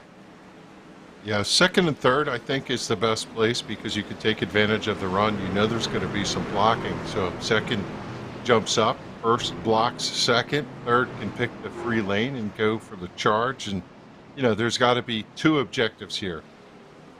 Try to go for the win, but if you're not going to get the win, get to the finish line and get your finish. Don't throw that away. It would be unfortunate for any of these guys in the top 5 to lose another 5, 6, 7 positions being tied up in an incident when pretty much can assure themselves the top 5 if they behave here. So when that base truck turns left, yeah, go for the win, but show a little sensibility here and behave and make sure you give your other competitors space. That's what I'd be telling my driver. I mean, we can see for most of these drivers on the side of their trucks, some have been beating and banging. They got war wounds from how the night's been going. Kevin, basically, when you were describing what these drivers need to do, felt like we were listening to a chess match on what the drivers are going to have to attempt to be making.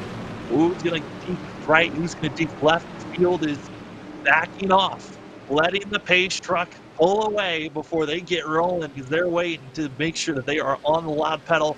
The controlled car goes to the 29, Keith Bradley. When the 29 takes off, that's when you know it's go time. Everyone's squeezing in. This is our final attempt for the Millions Restaurant and Catering 240. Pace truck is off.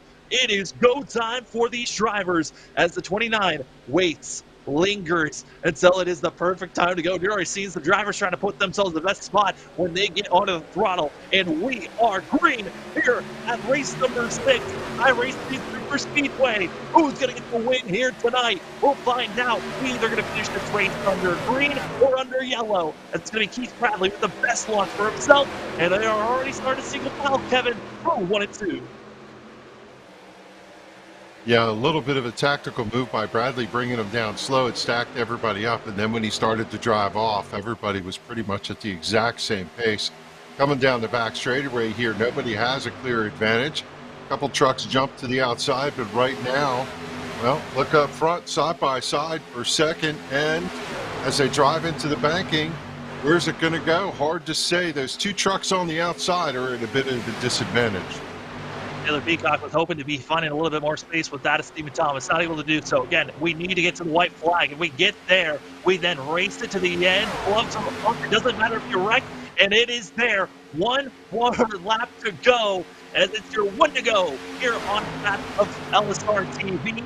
It's going to be that of Keith Bradley, Ted Wade, Luis, that of Jose Luis Rivera, Peacock, it's Utah going to be your top 5. They're all together. I don't know if anyone else is really going to have an opportunity to make a pass. Peacock goes high. Thomas follows suit. Here comes the run on the back stretch. Will the 29 be able to defend the 2? They've been waiting and looming. The block going to be made. They're wrecking behind, but it's going to be that of Keith Bradley, Ted Wade, side by side for second place. The 29 was a great defensive move. Keith Bradley, who's been having unfortunate luck all season long for race number 6. He's got to defend for 1 more straightaway. They're wrecking behind. Here comes Ted Wade, side by side, drag strip across the line, and it's Keith Bradley getting the win. Incredible for Bradley. He just kept his composure, kept the line down, looked in his rearview mirror, saw the complex, and knew with the contact out back that it was going to be himself and Ted Wade. Didn't run Wade down. Just, you know, I was thinking to myself, if you're within 100 yards, you're going to take whatever you need to do to win, and he just did a spectacular job. And how about that run for Wade? He came up just a fender short, I think. I mean, even in the chat, they kept on looming about it. Who's going to get the win? Watch out for the 29 in the 2, and they were the last ones to survive coming across the line by 0.02 of a second. Keith Bradley winning over Ted Wade. And what a run for both these drivers. But for Keith Bradley, Kevin, I mean, the unfortunate luck that he's had for these first 5 races of the season. And now a little bit of pressure off his shoulders, knowing that he's won here at the iRacing Super Speedway. The momentum switch potentially for this 29 moving into the second half of this regular season. Yeah, congratulations to Bradley. He drove a masterful race. He had the right strategy, got himself up there, and, you know, Wade did the same thing. He was just that much short. And where did Joey Doucette come from? Boy, all that contact out of turn 4, Doucette was able to sneak in there and get himself a podium. Yeah, Stephen Thomas, he fell back to 6th, that of Jose Luis Rivera, and Taylor Peacock finishing in 9th.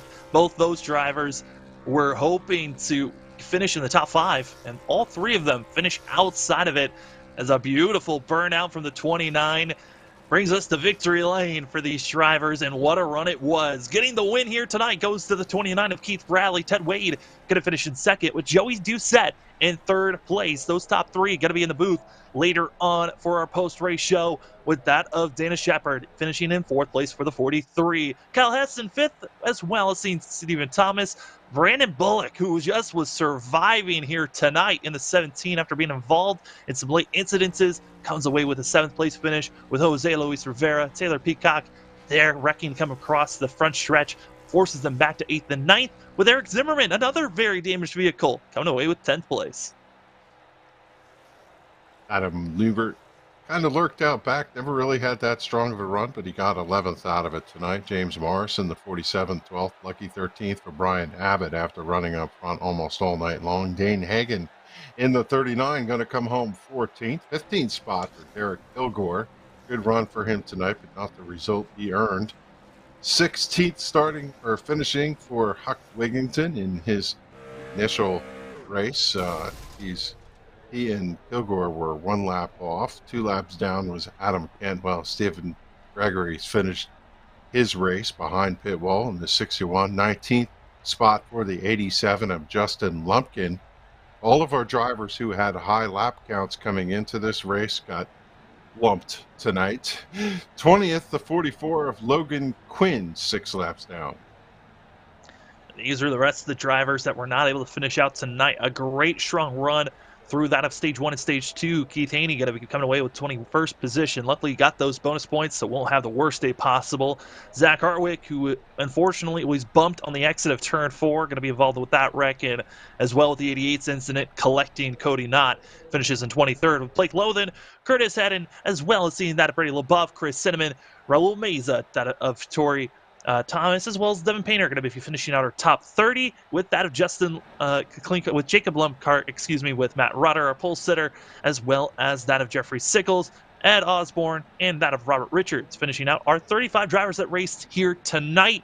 And what a night it was. Had to use both overtime attempts, 85 laps in total here tonight. And it was going to be that of Keith Bradley finding himself in victory lane. As we will take a step aside for a quick moment. When we come back, we'll talk to our top 3 and finish out our broadcast here on LSRTV.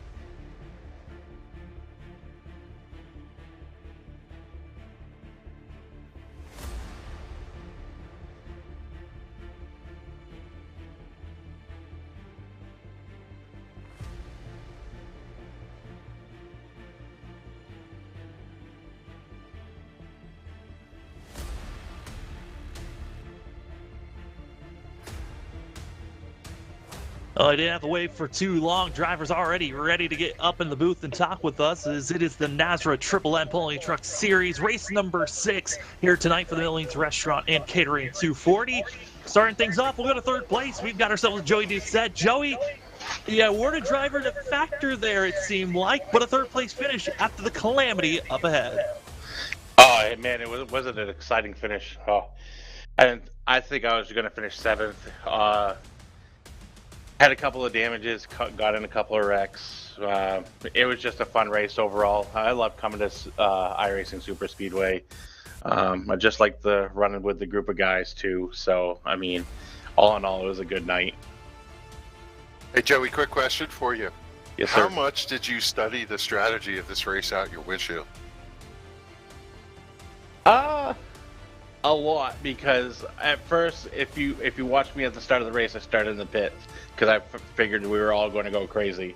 So once we got the first stage all over, it was just you're looking out the windshield. You can't look out the back of you because everything's going to happen in front. And I just took it one step at a time. And these guys are great and talented drivers.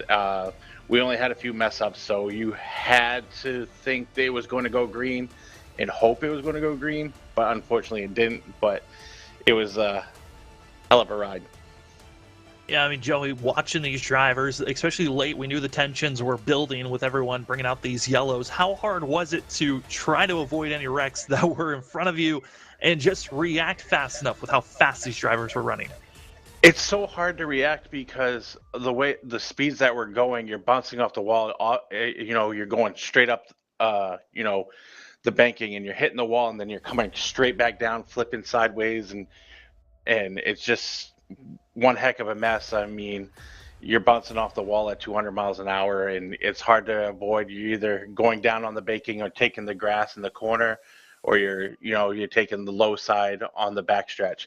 It's so hard to judge because of the physics of this track. So it's pretty hard to get around the big one.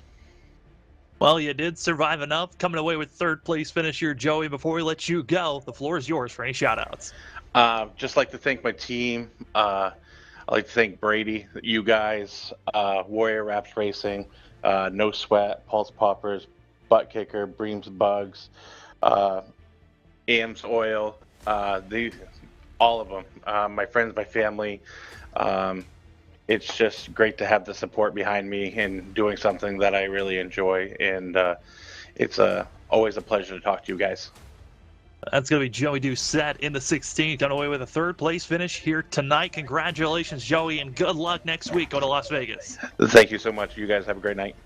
Well, now we head over to second place to where it was a drag strip where they were drag racing, coming to the finish line. Ted Wade coming up just 200ths off from a victory here tonight.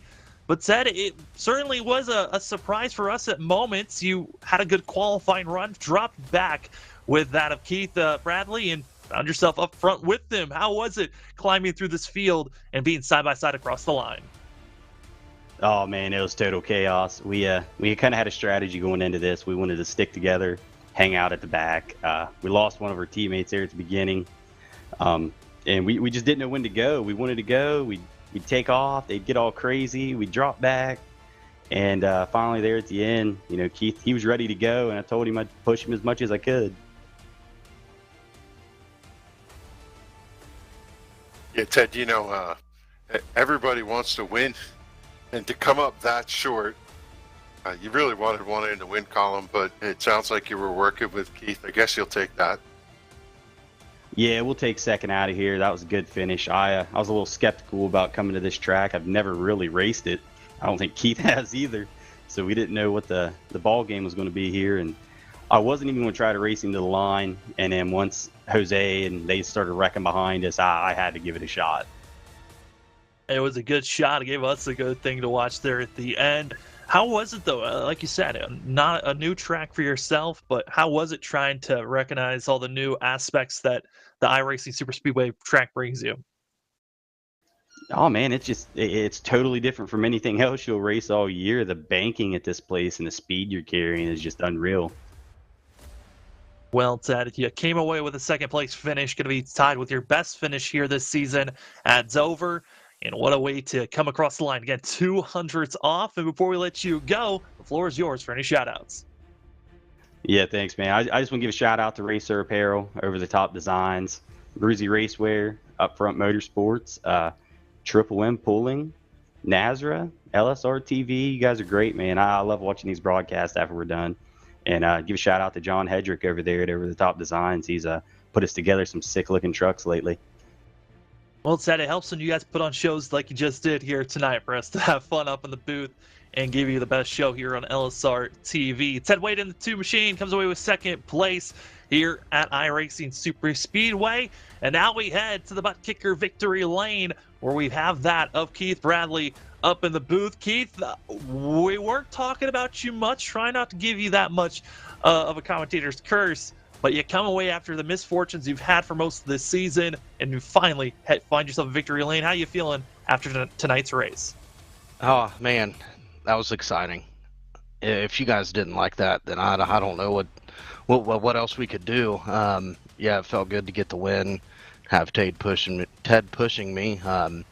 We had a good game plan set up before we even entered the race. Like Ted said, I've only ran like 2 laps here in an official and got wrecked out, so I wasn't too confident coming in. Yeah, Keith, congratulations on the win. And I want to know something that we couldn't quite figure out. Top line, middle line, bottom line. Was there really any advantage? In the middle of the race, no. It felt like you could really run either line, but at the end, I mean, I had to go to the top, of course, to block the run that was coming. It seemed like at the end there, yeah, the top would have been preferred. And then it switched to coming to the line. It turned into the bottom. I mean, Ted got a big run, and I'm just glad we didn't wad it up before the finish line. Yeah, for us, we were happy that it was a drag race to the end, and we got to see a good show. But like I noted on, you haven't had the best luck throughout this season. You had a good 4th place finish at Dover and a 9th place at Watkins Glen, but besides that, it really hasn't been the finishes you've wanted. How are you feeling about your momentum now after getting the win here tonight? Oh, I feel great. Now I don't have to worry about points racing and point my way into the playoffs. Now I'm locked in. Now I can help the team out and get them guys locked in now. Man, it's been a struggle. It really has. I mean, we've shown a lot of speed, and then just misfortune happens. Either I come in with a lot of luck or no luck, and here lately it's been no luck, and it feels good to get a win in the win column, get the monkey off the back for not only me but the team. Absolutely. Well, Keith, before we let you go, the floor is yours for any shout-outs. Yeah, I just want to thank everybody at Upfront Motorsports, Ted, Chris, Keith Haney, and John Hedrick, who put all this together for us as far as the team goes, and Racer Apparel, a Bruzy Racewear, Winter Circle Pizzeria, Over the Top the Designs, you guys with LSRTV for bringing us great shows every Friday, Brady for putting in all the hard work, all the guys at NASRA, and everybody that's tuning in every Friday night. I think we all really appreciate it.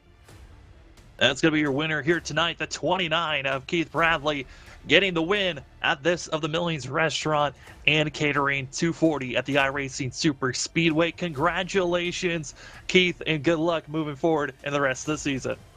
Thank you. Well, Kevin, we got to talk to our winner here tonight at the Butt Kicker Victory Lane. But for yourself, what are some of your final thoughts as the real monster here, the 3-mile in length iRacing Super Speedway? It was conquered by the animal of Keith Bradley.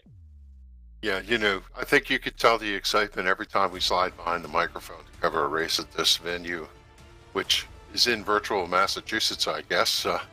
It's just a blast to watch this type of racing. You never know what's going to happen, which is a lot of the fun of sim racing. And these guys didn't point. What an incredible finish we saw tonight. Congratulations to Keith on that win. It kept it clean for most of Stage 1 and Stage 2. Then a couple of incidences popped up when the intensity built up, and it certainly was a wild one. We had to use all 2 overtime attempts, and at the end of the day, it was the 29 getting the win and locking himself into the playoffs. Keith Bradley, congratulations on that. But for us here tonight, thank you, Kevin, for joining me. It's Kevin England, as well as myself, Sam Dyer, and the rest of the LSRTV studio. It was a wild one, and we cannot wait for more racing action. Again, the next NASRA Triple M Pulling Truck Series race number 7, going to be at Las Vegas Motor Speedway.